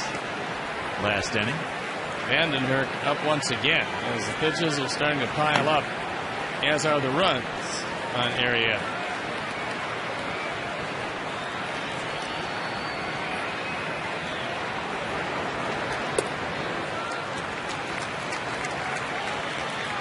Well, potentially, he's got some of the best right-handed stuff in this league. Well, there's no doubt that they believe that he's going to be a top-of-the-rotation starter eventually. Oh, yeah. And until then, he'll be a stand-in and a double for Josh Brolin. Yeah, he's got a chance to be a number one. Hit him on the fist, pops him up. Brian Roberts put a big two-out RBI single by Alex Rios. We'll go to the fifth leading 4-zip.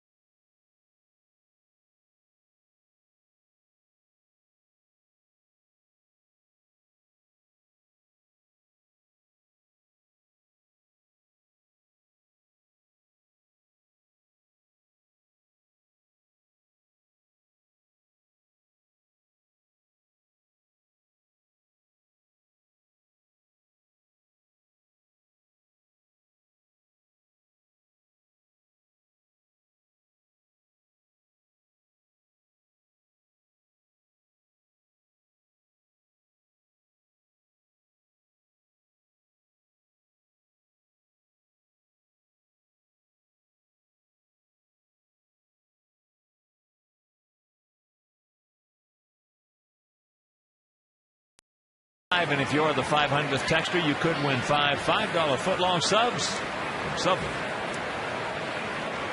Top of the fifth inning, lower third of their order. Wieters, there's Turris and Bell to face Edwin Jackson.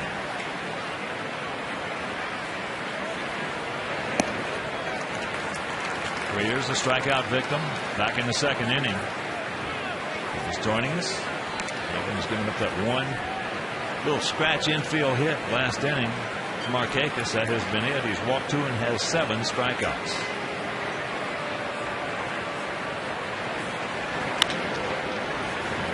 Free hopper. Here's our AT&T trivia question and the ensuing answer. Earlier we asked you what pitcher who played for both the Orioles and the Sox was inducted into the Hall of Fame in 1985. And the answer, the knuckleballer, Hoyt Wilhelm. There you see the years with each club. He also played with a few others. As Turris tries to bunt it, fouls it off. He grounded out 3-1 his first trip. Hoyt Wilhelm, nickname of Tilt. Look at that bad neck.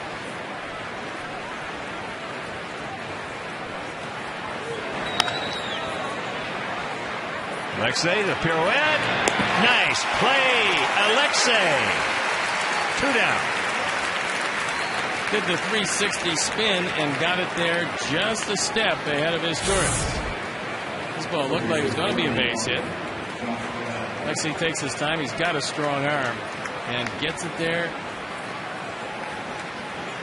with about a half a step to spare. That'll bring up Josh Bell, who also grounded out 3-1.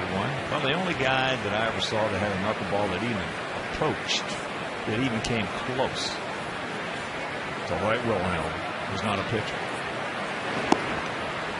strike. He was a center fielder. Mickey Mantle? Mickey Mantle. He had an unbelievable knuckle.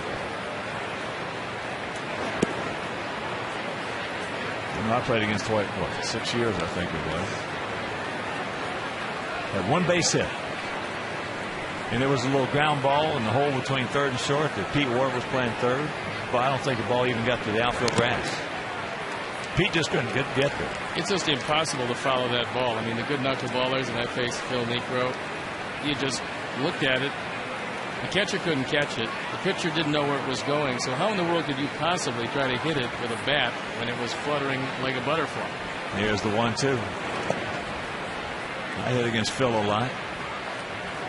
Eddie Fisher, former White Sox pitcher, also with Cleveland. But nobody could approach Will.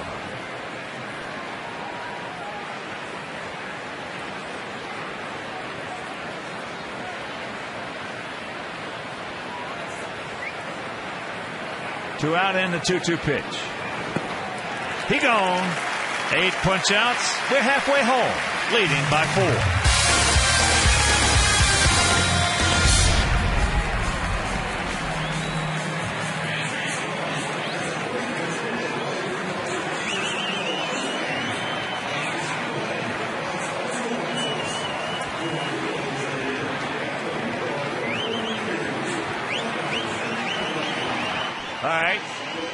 All right, Chuck, what are you doing?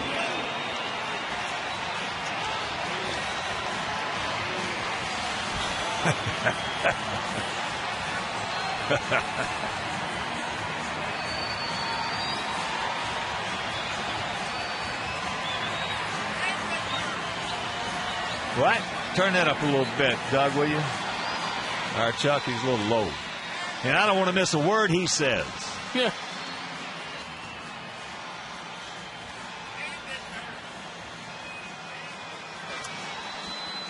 All right. Yes.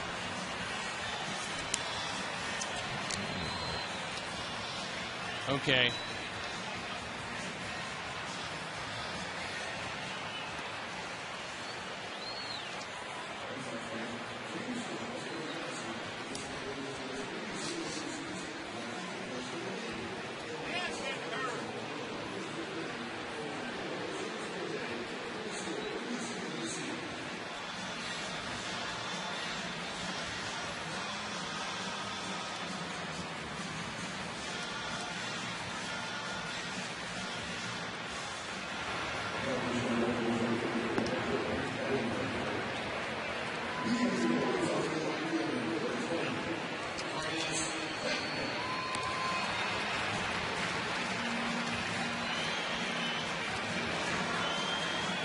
All right, Chuck, thank you very much. And we have a pitching change. We do, and it's Rick Vandenhert, who split his year down in AAA and with the Orioles. We'll show you the numbers on the tall right-hander. He was a starter in AAA. Threw the ball pretty well in only one game with these O's. So we'll take a look at what kind of stuff he has on in relief of Jake Arrieta, who managed to make it through 4 innings. And here's Carlos Quentin, 1 for 2 with an RBI. One thing we talked about, Arrieta. He's got a chance. He got a chance to be a real good one. I believe so.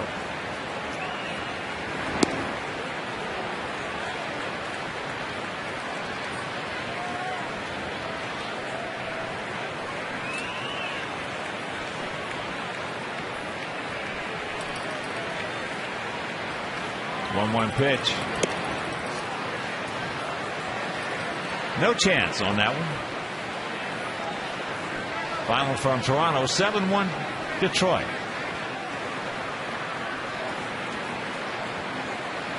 Minnesota shutting out Texas 6-0. Game in the top of the 6th.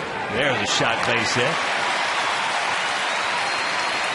Ted Williams was right. Well, after making him look very bad on a late-breaking sharp slider, He decided that there was no reason to throw another one of those. We'll throw a fastball.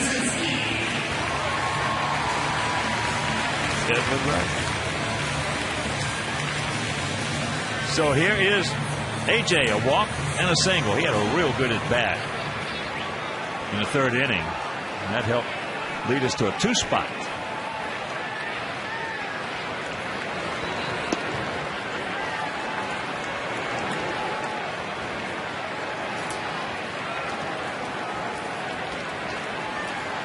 Oh, and 1 to count.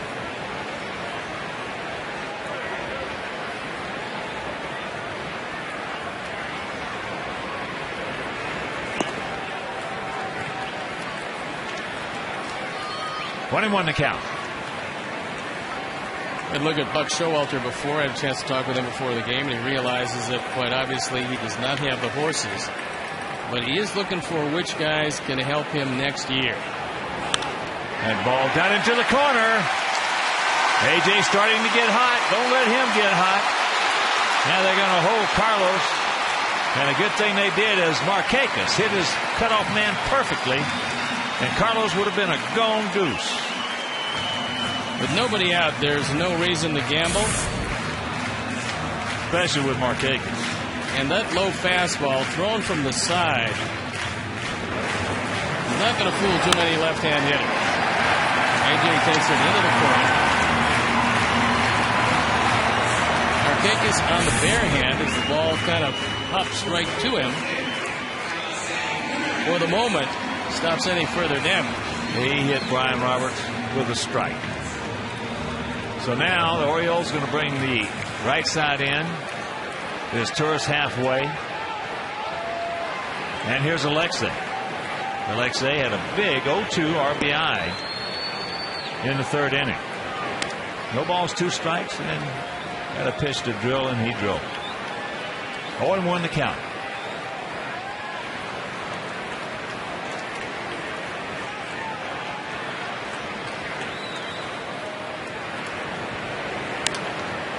And very quickly to count 0-2.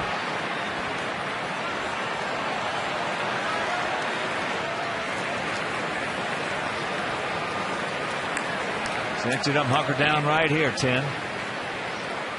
Well, you got to figure that Vandenherk's best pitch is that hard slider. I'm not sure how many times Wieters has caught him, but that would be the 0-2 call.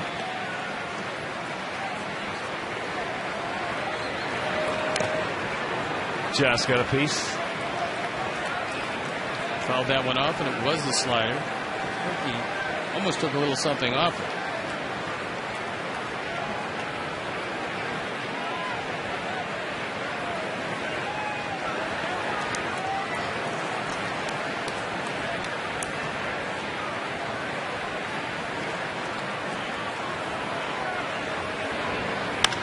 Ground ball. Turris bobbles it. Picks it up. Safe. Everybody is safe.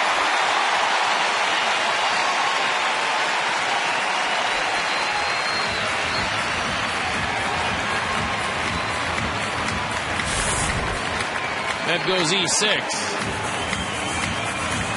Only the 8th error of the year for his Turris. And because Alexei was hustling all the way, not taking anything for granted, he was able to beat the play at first. So Sox packed with Sox, nobody out, and here's Tien. Marcus grounded to second and looped out to left.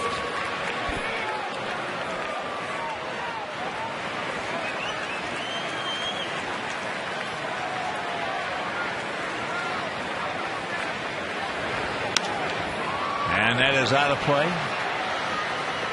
Left side.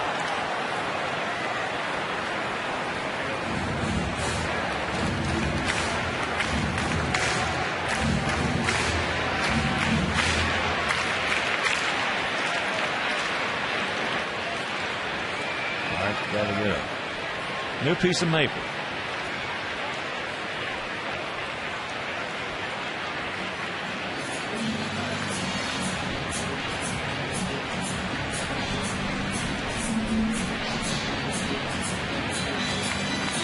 Come on, Mark. need you right here, buddy. Gary Allenson along with Showalter, knowing that this most likely is the inning that blows this game wide open. Hopefully. Close, good eye, and the count 1-1.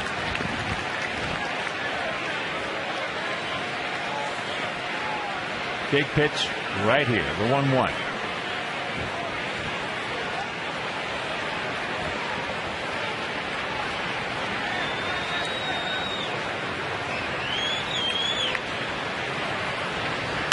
There's a shot base hit. Carlos broke very, very late on that. Meanwhile, he scores. It's a 5-0 ball game. The arm angle for Vandenhurst is going to be very difficult for him to deal with left-hand hitters.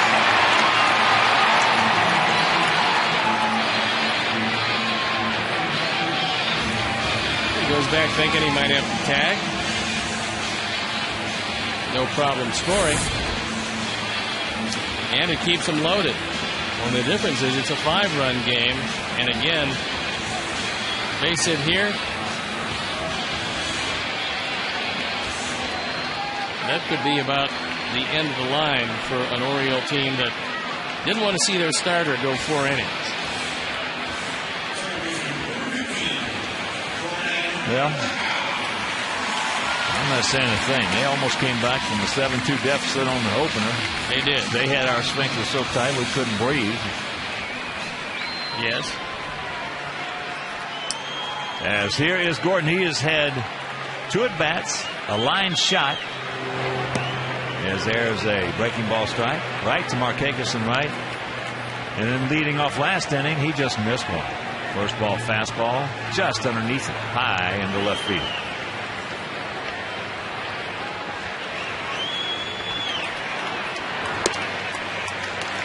Looked at that pitch nicely in the count 1-1.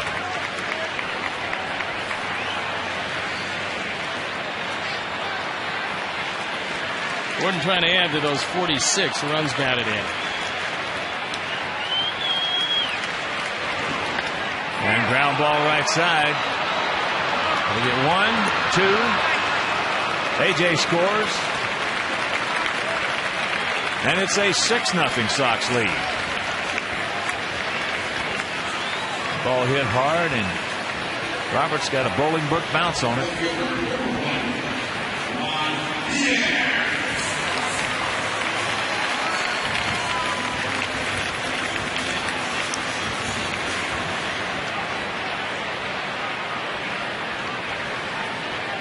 Pick him up 1.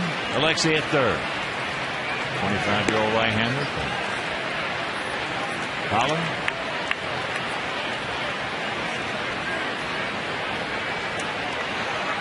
Previous major league experience with the Marlins.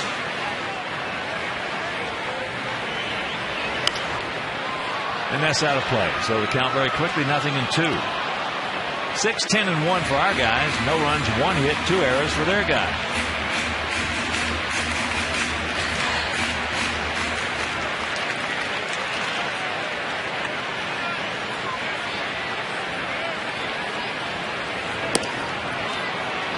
Got him. But another 2 spot goes up on that board. We'll go to the 6th, leading by 6.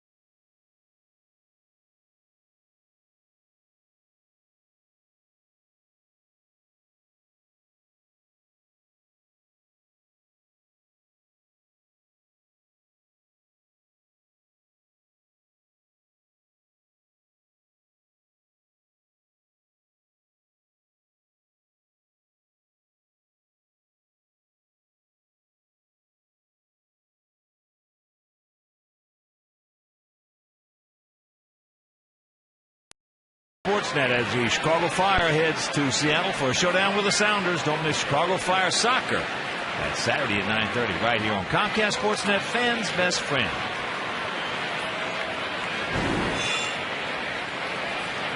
Top of the order here in the top of the sixth for Baltimore: Roberts, Patterson, and Markakis.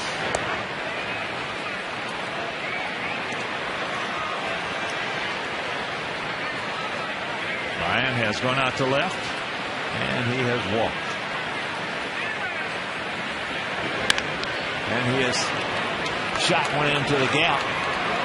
So he's going to make the turn. And the leadoff double. Only the second hit given up by Jackson.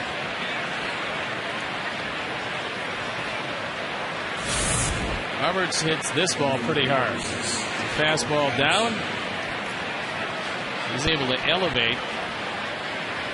And with a play right in front of him and the speed that he possesses, he easily coasts into second base.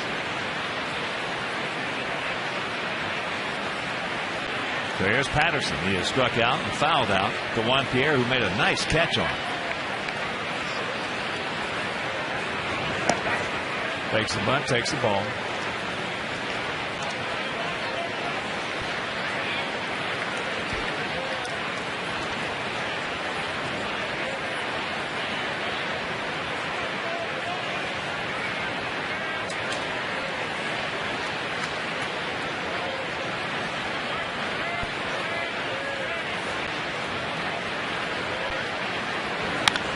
There's a bullet.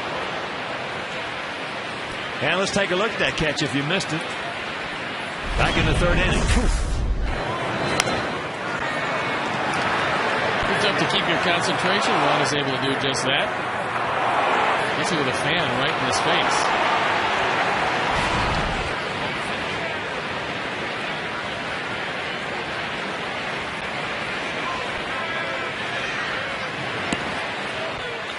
Breaking ball strike, and the count 1-2.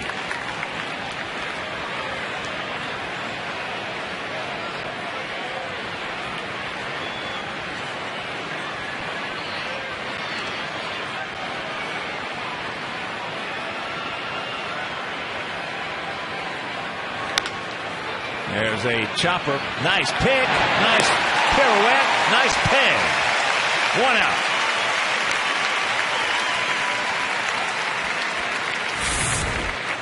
There's always a redeemer in this game. If you make a bad play, you have a chance to make a very good one. And that was a very good one.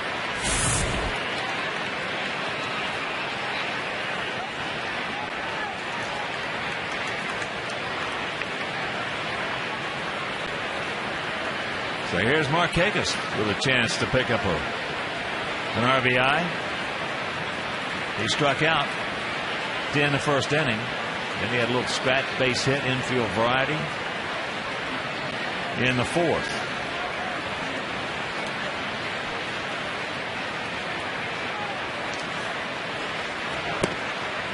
Takes it low and inside.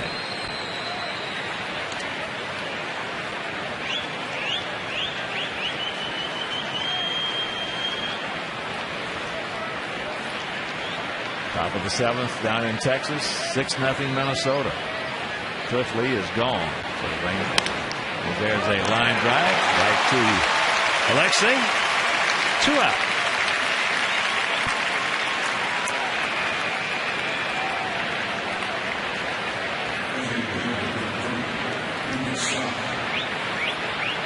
Well, here's Luke Scott. He's been to the plate twice, and he's grabbed some bench both times. Both times on off-speed breaking balls.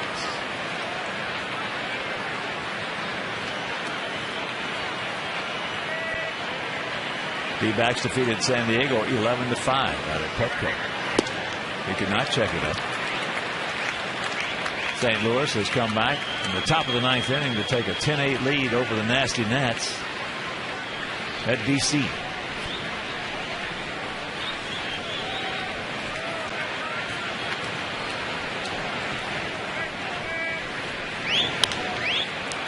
And he's going to get out of it. Alex making the call. Carlos making the call. Now Alex will take over, make the catch. And that'll retire the side. Leadoff double goes for naught. It is still 6-0 Sox.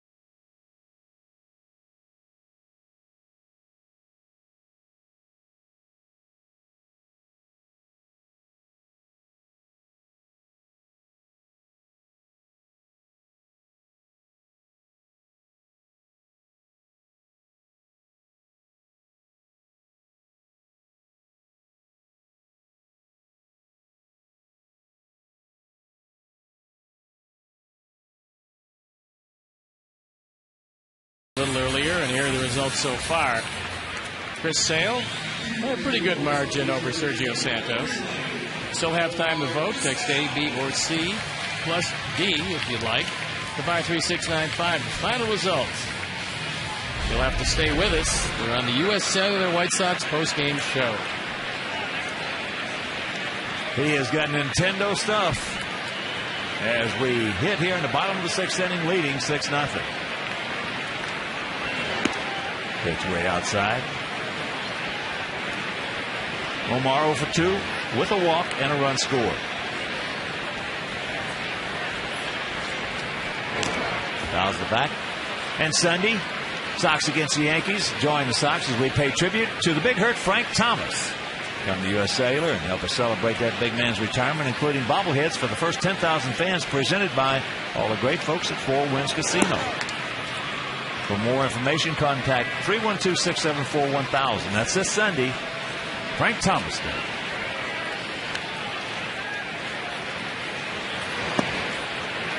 Three and one.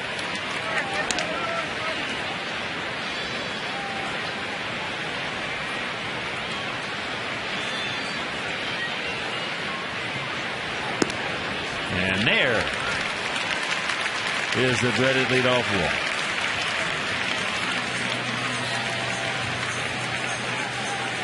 Here comes Alex. He's had a couple of big hits. Knocked in one run, scored one, stolen a base, number 26.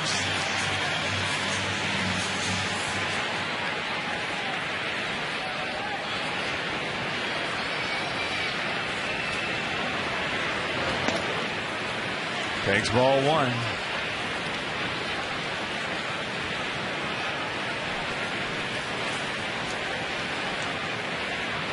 Rick Vandenhurst.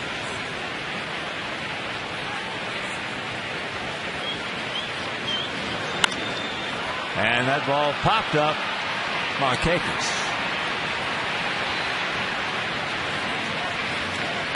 One down.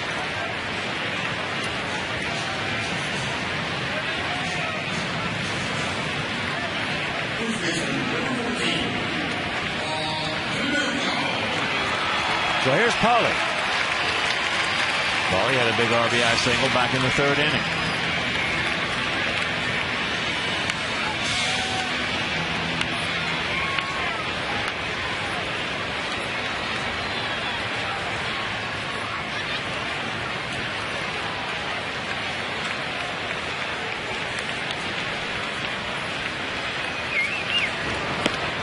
Takes first pitch strike.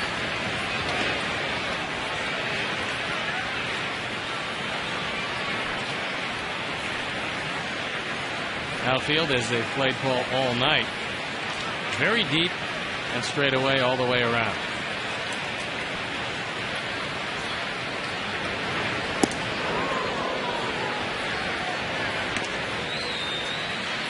One and one to count.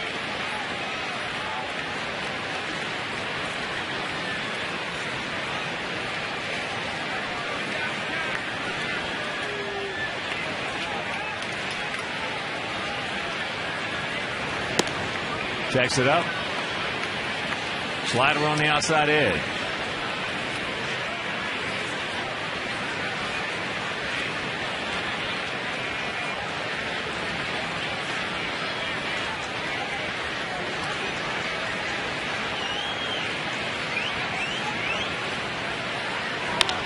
And there's a base hit in the left field. So Patterson keeps it in front of him. He got very lucky that time because he charged that ball like he thought he might have had a chance of catching it, then realized on a sinking line drive that he had to do whatever he could do to make sure it doesn't get by him. Wow.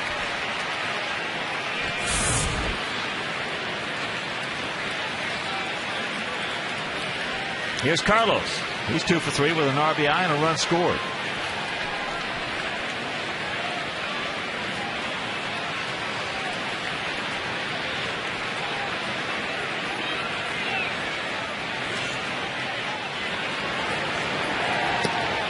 Slider misses. Come on, Carlos, have a good night.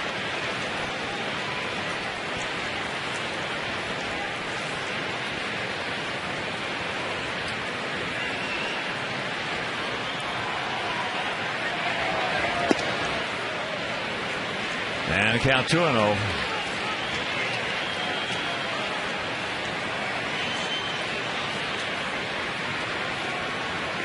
Outfield about equidistant, spread out slightly to the left.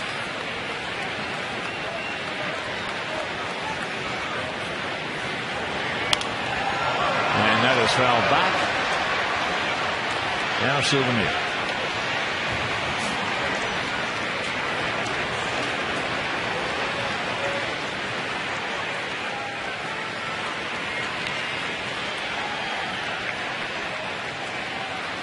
Pretty good night tonight with runners in scoring position for a team that's second in the American League in that department, and that's the Sox. 2-1.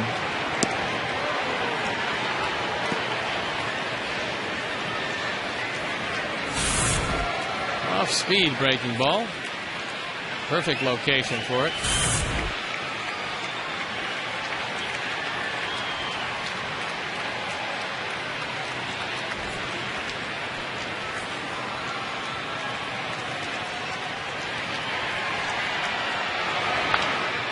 And that pitch is fouled away. This is kind of right-hander right here with his stuff and his delivery, his style, so to speak.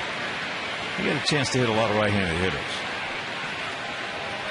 Well, he drops down. It's a low three-quarter delivery, and the ball moves into the right-hand hitter. Just chases it. Yep.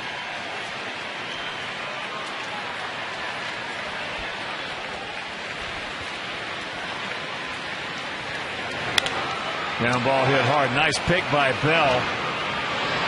And they turn it over. That is a good play by the young 23-year-old third baseman. And that'll do it. We'll go to the seventh, leading 6-0.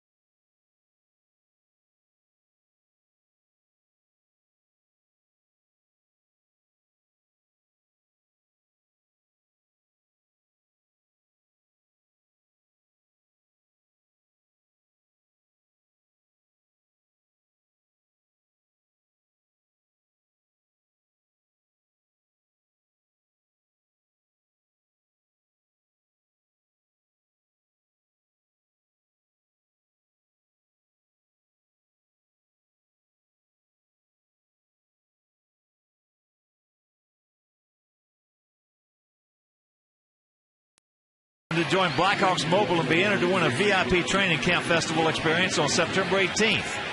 That's camp to 242-957 for 2 free tickets, VIP seating during the Blackhawks scrimmages, and a player meet and greet. You get a little hitch in your get-along there? Man, this be what you call a very severe cramp right in my left. Let me see if I can get you some potassium. Give me some bananas, a whole bag of them. Joe, hop on the bananas. Wow. It's the 7th inning, 6-11-1 for us. 0-2-2 for them. Brett Lillibridge checks in the game at third base.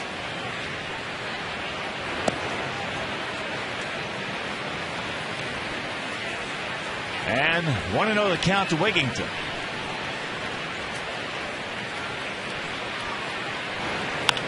That's foul. Just tuning in, Sox 1 in the first, 2 in the third, 1 in the fourth, 2 in the fifth.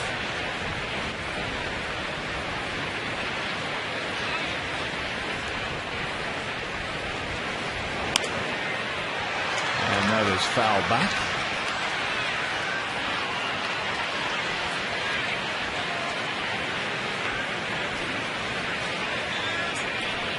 Yeah, you get to stretch that foot out a little bit. I've stretched it there. What do you stretch it? I'm going to pull a hamstring stretching. Broken bat just ate him up. Brett very quickly gets a chance. Watch out. Bad throw. Nice pick by Canerco. Saved him an error. Beautiful. That's a tough pick right there by Pollard. And Brett had this ball and almost threw it on the grass. Gets that fastball inside. Breaks the bat. Lillibridge has plenty of time. And then just steers it, and it does hit the grass. Wow.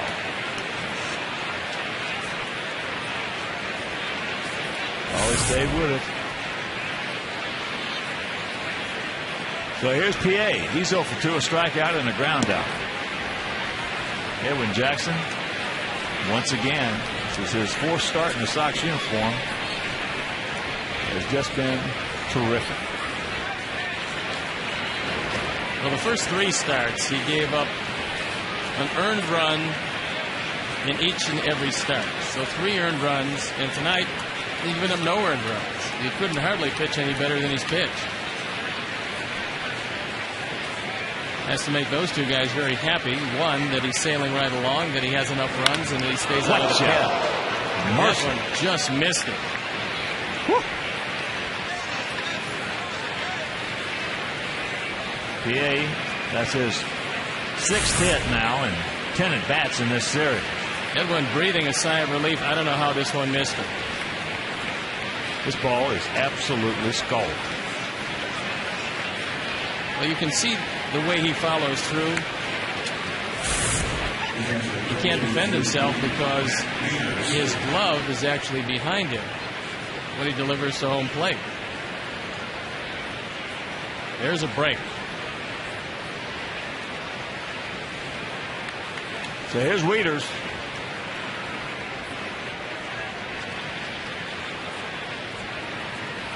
Wieters has struck out and grounded to second. Edwin almost got it.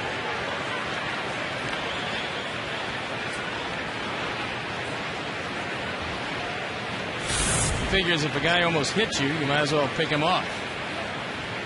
Didn't miss by much. In that angle, it looked like they did get it. Just popped up. 1. 2 down.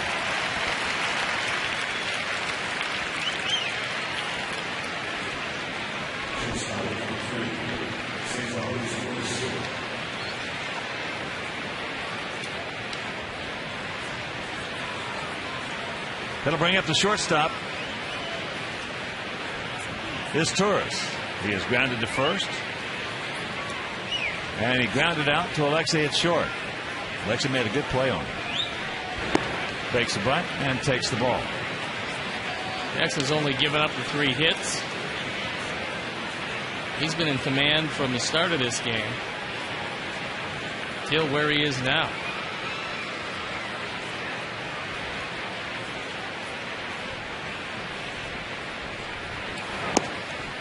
There's a strike. And Stan Omar left the game because of an upset stomach.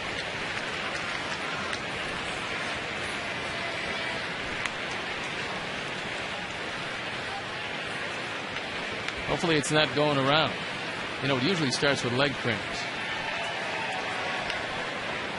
And each leg?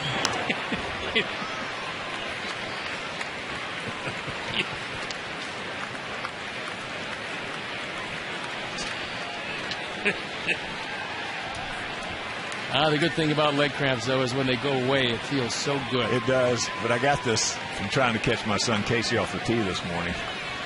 That probably wasn't a good thing. No. Driving too hard with him. That's into right field. That's a can of corn. And that'll retire the side. 7th inning stretch. A lot better than last night.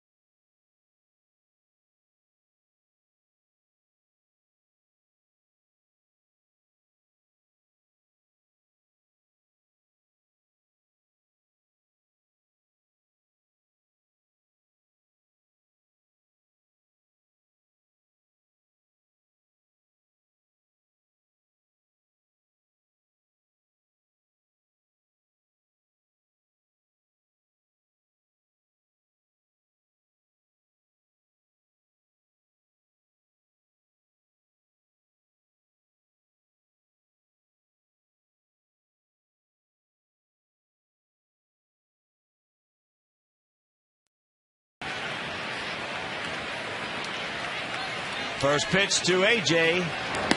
is taken for a strike. A.J.'s had a big night. A walk, a single, big single. That helped with that 2-run third, and a double and a run scored in the 5th. And also moved Quentin around to third on that double. As that is popped up. A.J. had his average up to 255 before that at bat. 1 out.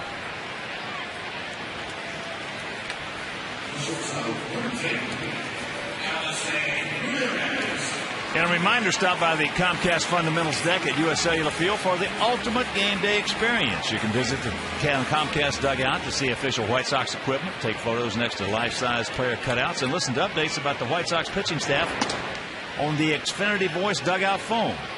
All brought to you by the great folks at Comcast. Want to know the count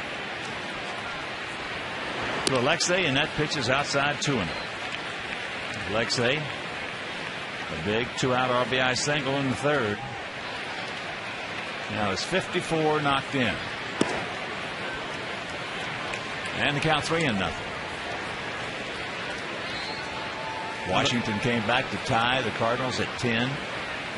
They're in the 10th inning. They're in the bottom of the 10th. The Cardinals bullpen has been very porous of late. There have been a lot of bullpens that have been very porous. I think there's some tired arms around baseball now, and you're getting to the point where that's what happens. That's mid-August? Yep. That's what we talked about all last year. We're talking about it this year. It's the battle of bullpens.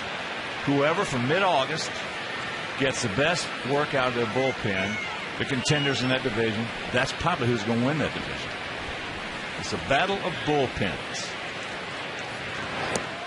as he gets Alexei 2 down. Well, he was threatening that 20th walk. Ahead 3-0, but was not to be. Well, we had a real good outing last night from Eric Treats. 2 innings. Terrific. I mean, you know, before he went on the disabled list, he had 9 outings, hadn't given up anything. He came last night and 2 excellent innings. And we've got that youngster, Chris Sale, out there, who's got as good a stuff as anybody on our staff. And we're going to get, Matt said he's feeling better. JJ's knee has got to get a little better before he can get out there and pitch again. Bobby is throwing the ball extremely well. That's one of the reasons why this weekend is going to be such a key to this team, because it's going to depend on just how many outs the bullpen is going to have to cover for 3 games against a very strong hitting team, the Yankees. It doesn't hurt that A-Rod is on the disabled list and won't be able to play, but they still have some thunder up and down that line. 2-1 to 10. Mark had an RBI single in the 5th. And there is another base hit. Attaboy, Mark. He's 2 for 4. He's now 4 for 7 in this series.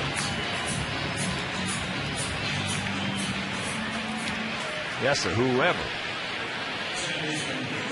gets the best performance out of their bullpen for the last 6 weeks will win their division, and that's the reason I'm saying we're going to win ours in the last 3 weeks. Our bullpen, knock on wood, is going to be healthy. The last 22 games, we've got only 6 on the road. Minnesota, in the last 22, has 12 on the road.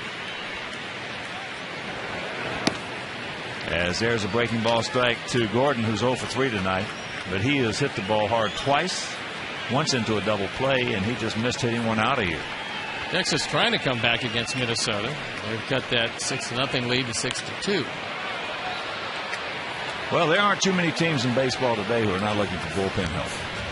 Well, that's one of the reasons. I mean, you know, when everybody talks about that waiver wire and who you're going to get and who you would like to have, you got to realize that you might want one thing, and that's the real good guy out of your bullpen. He might not be available to you. Gordon just figured, well, look, I'm out. It was a bad swing, and we'll go on to the next inning. I love it. All right, 6-0 Sox.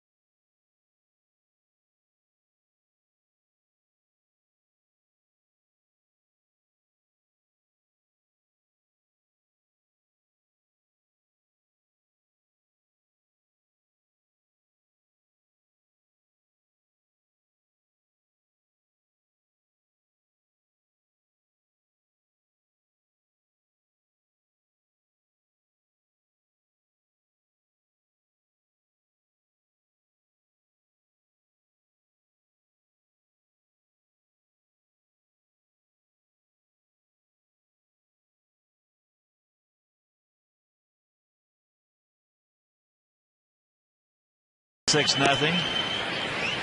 Josh Bell, the third baseman, will lead it off here in the top of the 8th. Bell has had a very tough series because he has a gigantic strike zone. And the count 2-0. This is a young man with a lot of promise, very strong from both sides of the plate. But needs a little better command of the strike zone before he could become a dominant hitter.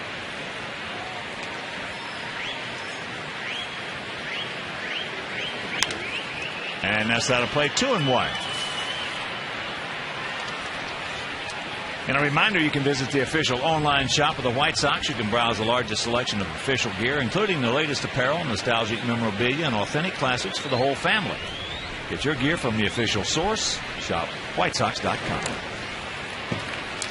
That last pitch was an example of what we were talking about. That ball was well inside, down out of the strike zone, and Bell fouled it off. Makes a huge difference in the at-bat.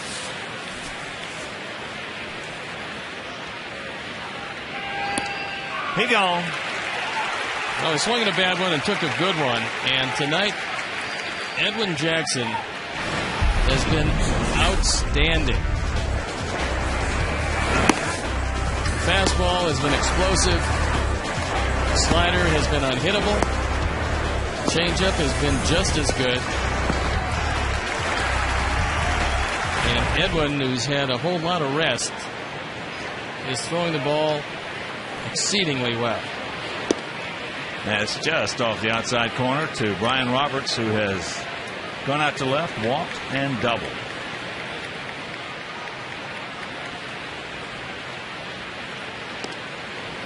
And the count 2-0. Houston beat the Phillies 5-1 at the bank. Fouls that one away. Philadelphia has been scuffling. They're trying to catch Atlanta. Philadelphia has now lost 4 in a row. The Braves have lost 3 in a row. And that race is stuck in the mud.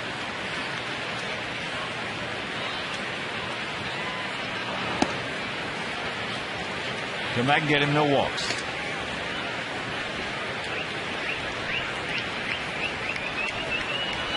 Next pitch will be number 106.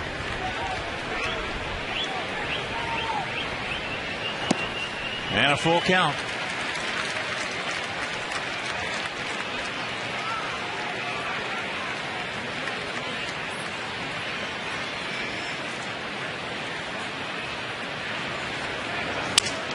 Broken bat. Beckham's got him. 2 down.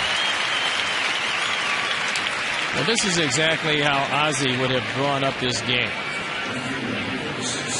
You get a relatively early lead, one on the board early, then make it a 3-run lead, and your starting pitcher takes you deep into the game so you can stay out of your bullpen and stay as fresh as you possibly can for the Yankees coming to town.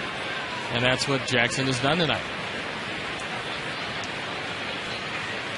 And here's Corey Patterson. Corey 0 for 3. Struck out, gone out to left, and grounded to second. Play that Beckham made a good play.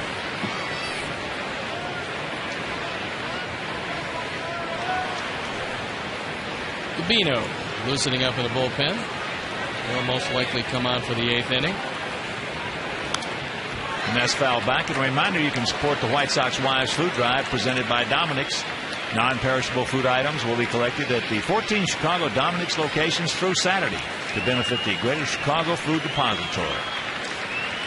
Thanks to all the great folks at Dominic's.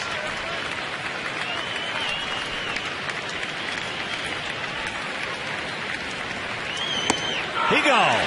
Strikeout number 10 for Edwin. And we'll go to the bottom of the 8th with a 6-0 lead.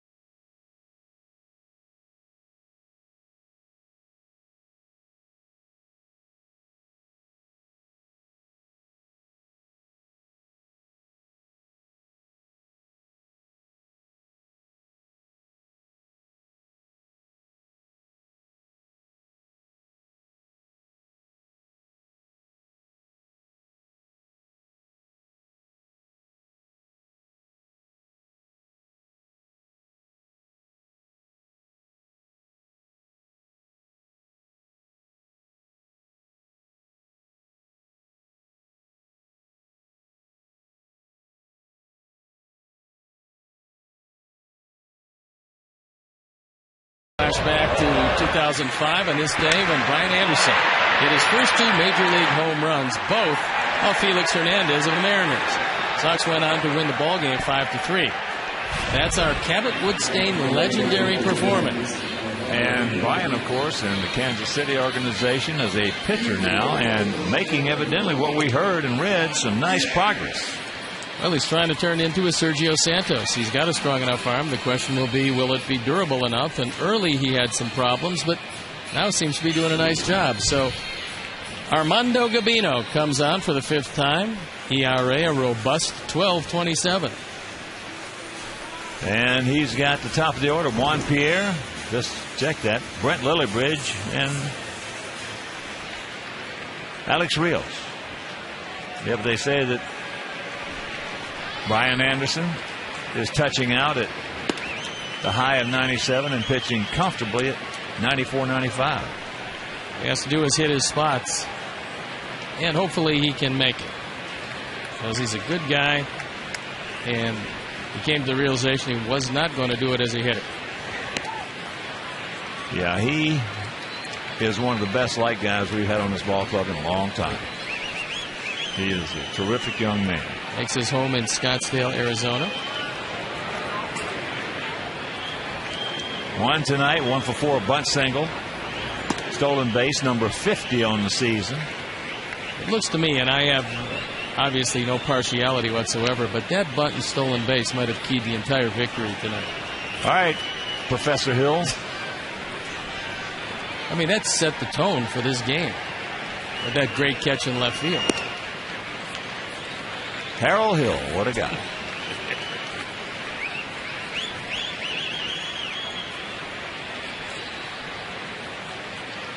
Three and 1 to count. As if you're just tuning in, you obviously now know who Stone Pony's pick was. There's a strike. He doesn't swing at 2-0 or 3-1. We got a little barn burner going here. It looks like it. Mark Teahan may have snuck in.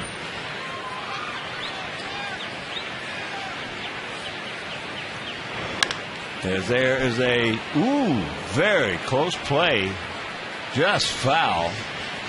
6-12-1 for our guys. 0-3-2 for their guys. Boy, if this one is fair, which it's not, that could have cinched it for Juan.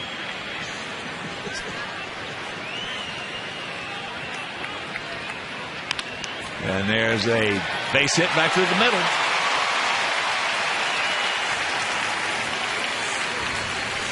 That and 2 cramped legs will get you a donut.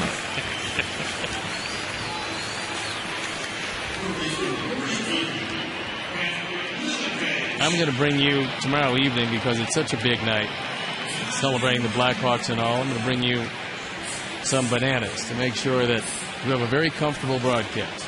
Boy, I'll tell you what, I got to have some potassium. I remember when they said take more salt tablets. Yeah, that probably wasn't a good thing, as your blood pressure got to be 300 over 180. We used to take, I used to take, I don't know how about everybody else, 30 or 40 of those a day, those salt tablets. That's a good idea. 30 or 40, because that's what they told you to do. They didn't find out till 100 years later it was potassium. Yes, that's why people were dying at 58. But I'll tell you what, instead of bananas for potassium, a great source of potassium, I'll bring you a couple of pounds of prunes. That won't work. Oh, yeah. You'd rather I had cramps. 0-2 to count. Omar had to leave because of an upset stomach. Hopefully he will be all right. Omar had a couple of walks and run scored. That run scored coming in the first inning. So he once again in the mix big time. As that is out number 1.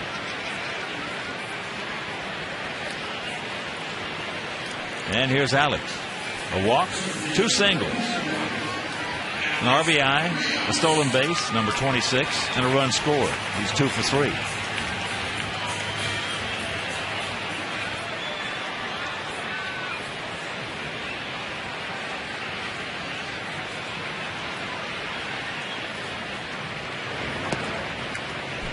Takes low. Ball 1. Tony Pena throwing in the bullpen. So it could very well be that the night is over for Edwin Jackson, who did just a spectacular job through 8. Now he has just been outstanding in each and every one of the 4 starts he's made in that White Sox uniform. Just 3 hits, 2 walks, 10 strikeouts. Touched 98 a couple times tonight.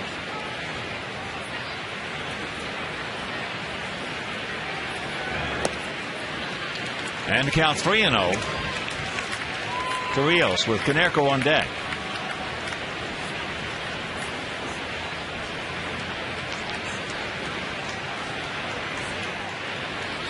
(6-2) Minnesota, bottom of the 8th in Texas.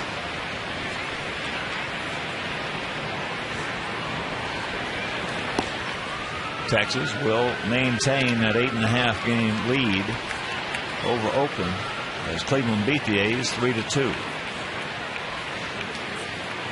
Angels coming in 10 games back. They will go to 9.5 if the Wranglers don't come back in that game. The ball deep, way back. He looks up. You can put it on the board. Yeah. Up off the bat of Alex. And it is 8-0. Mercer.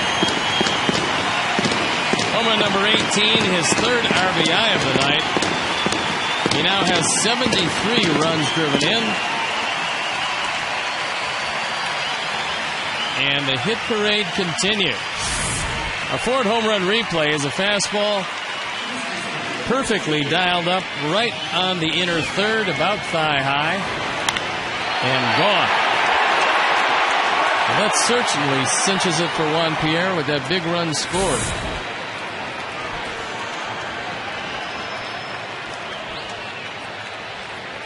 Paulie fouls it back. And, of course, with that home run by Alex, the Alex Nellis family will donate $100 to White Sox charities for every Sox homer hit throughout the course of the season. That is number 146, so $14,600 donated by Alex Nellis in loving memory of Ursula. 8 runs, 14 hits tonight.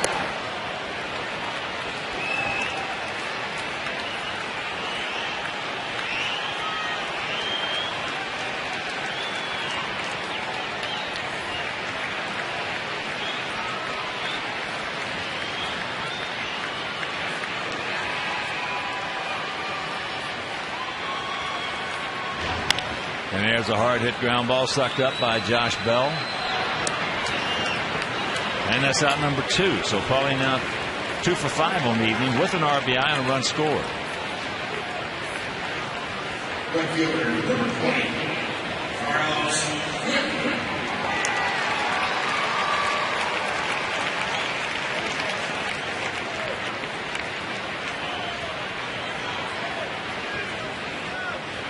And here's Carlos.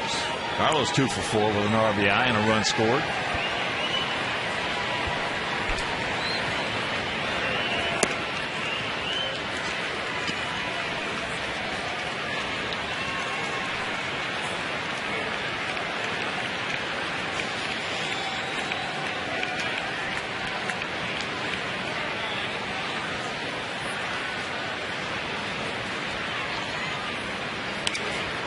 You got a cookie right there, and underneath it fouls it back.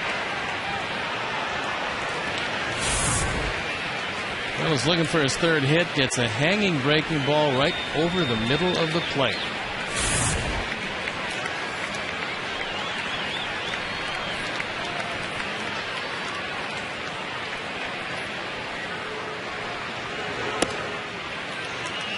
Low and away 1-2. A.J. Pierzynski on deck.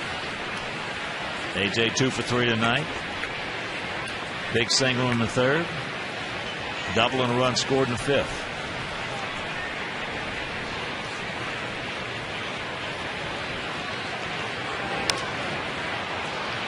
Lifts that one. That's going to be in foul ground. Wigington giving chase. He's got room and makes the catch. But the 2-run homer, the long 2-run homer by Alex Rios. We're into the ninth, leading 8-0.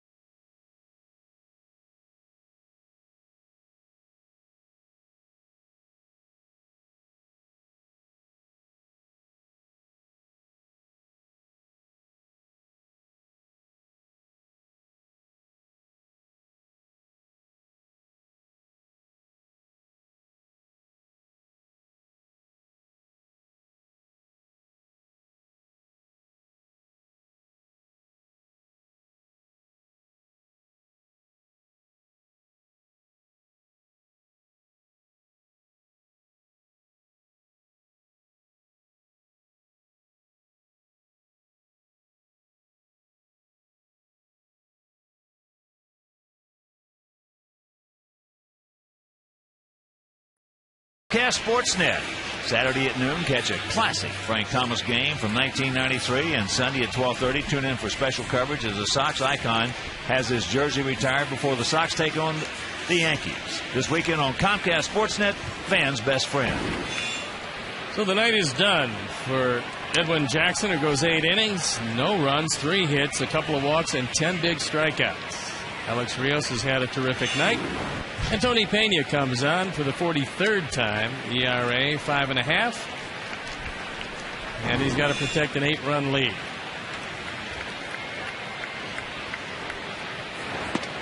First pitch strike. Nick Markakis is 1 for 3 tonight.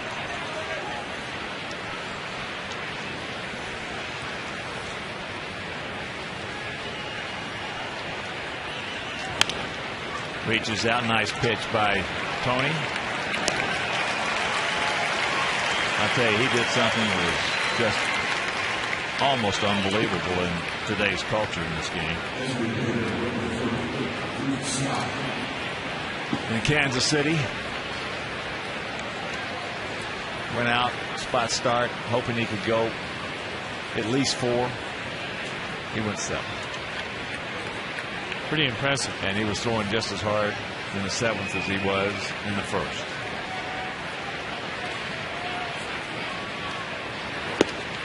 As bad as that doubleheader hurt, Tony took a lot of the pain out of it with those 7 innings.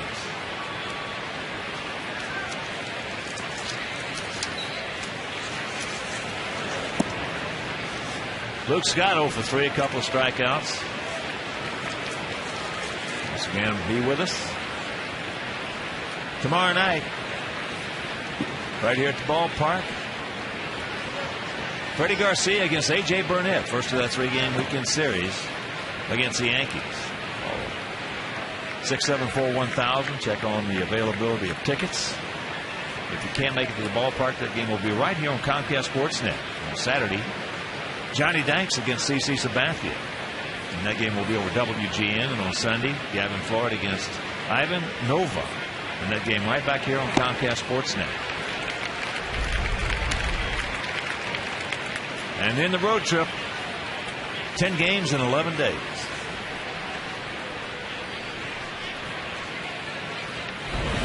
Finish it off with 4 in Detroit. Detroit starting to crank it up a little bit. As a full count to Scott.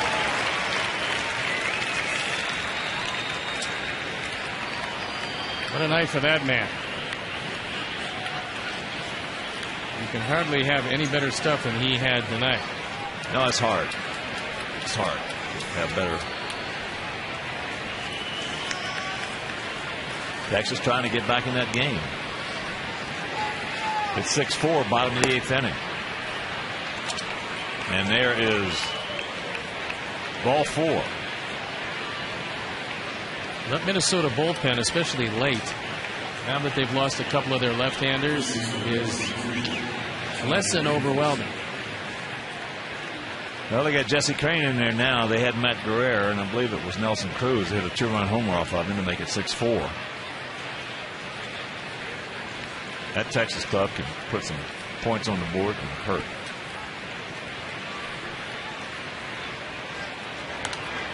And that's foul back. You don't get much of a breather with that lineup. Hamilton's having a spectacular year. Guerrero is having a renaissance year. Nelson Cruz is always devastating. Michael Young, the youngster, Elvis Andrews. It's a strong team. That's getting good pitching. Cliff Lee started that game tonight. And the irony of that Lee situation is in his career, the worst ballpark he's had to pitch in has been Arlington, Texas. That's the one he's in. But it will not be the one he's in next year. Not holding Scott on. 1-1 pitch. Nice change out in front.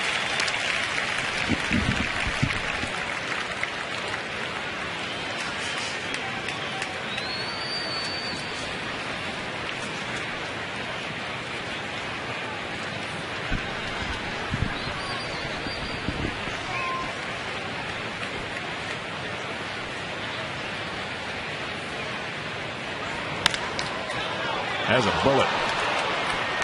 So the walk to Scott, the smash. Screaming Mimi single by Wigington. Just about the time Alexei started to dive, that ball was by him. This ball was crushed.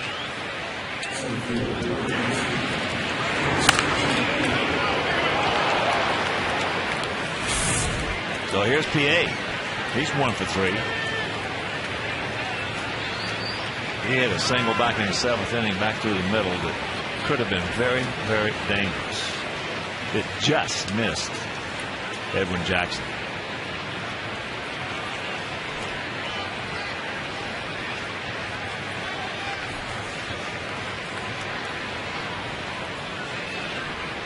Two on, 1 out.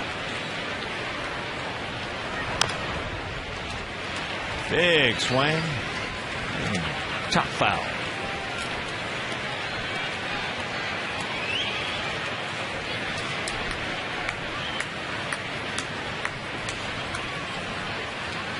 They're in the bottom of the 11th inning in D.C. Cardinals and the Nasty Nats tied at 10.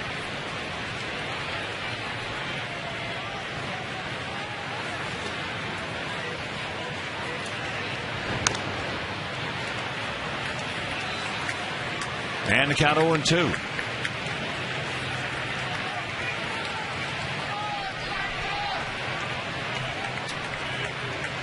Getting back to our bullpen conversation, there are a whole bunch of teams now trying they're going to be up to the wee hours of the morning trying to find some bullpen help. Well, there's going to be no reliever of consequence that's going to clear waivers unless that contract is just so ridiculous that nobody will take a shot at it. Can they do it? Rack them up. Yes. And this ball game is over. So the Sox take the rubber match of this 3-game set. They win it 8-0. They won the opener 7-5. Then last night Baltimore came back with a 4-2 victory, and the Sox come in 3.5 games back of Minnesota, who, as we speak, are in the top of the 9th inning, leading Texas 6-4. But tonight, it was all Edwin Jackson. It was Edwin Jackson and a whole lot of offense as the offense came to play, but the tone was set by Edwin, who just completely stifled a lineup that has given us problems. I mean, we ended this year 3-4 against Baltimore, so this was a team that gave us some difficulty, but not tonight. Tonight, the offense was there, the defense was there, and of course, The tone was set by Edwin Jackson, who just, in a 10 strikeout, 3-hit, 8-inning performance, just shut him down. He had that Nintendo stuff out there. As we mentioned, he touched 98 a couple times, throwing very comfortably at 95 and 96.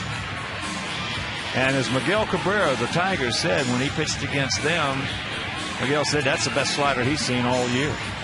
Tonight he had an excellent slider, a good changeup, and he used the fastball both inside and out to throw it by some pretty decent hitters.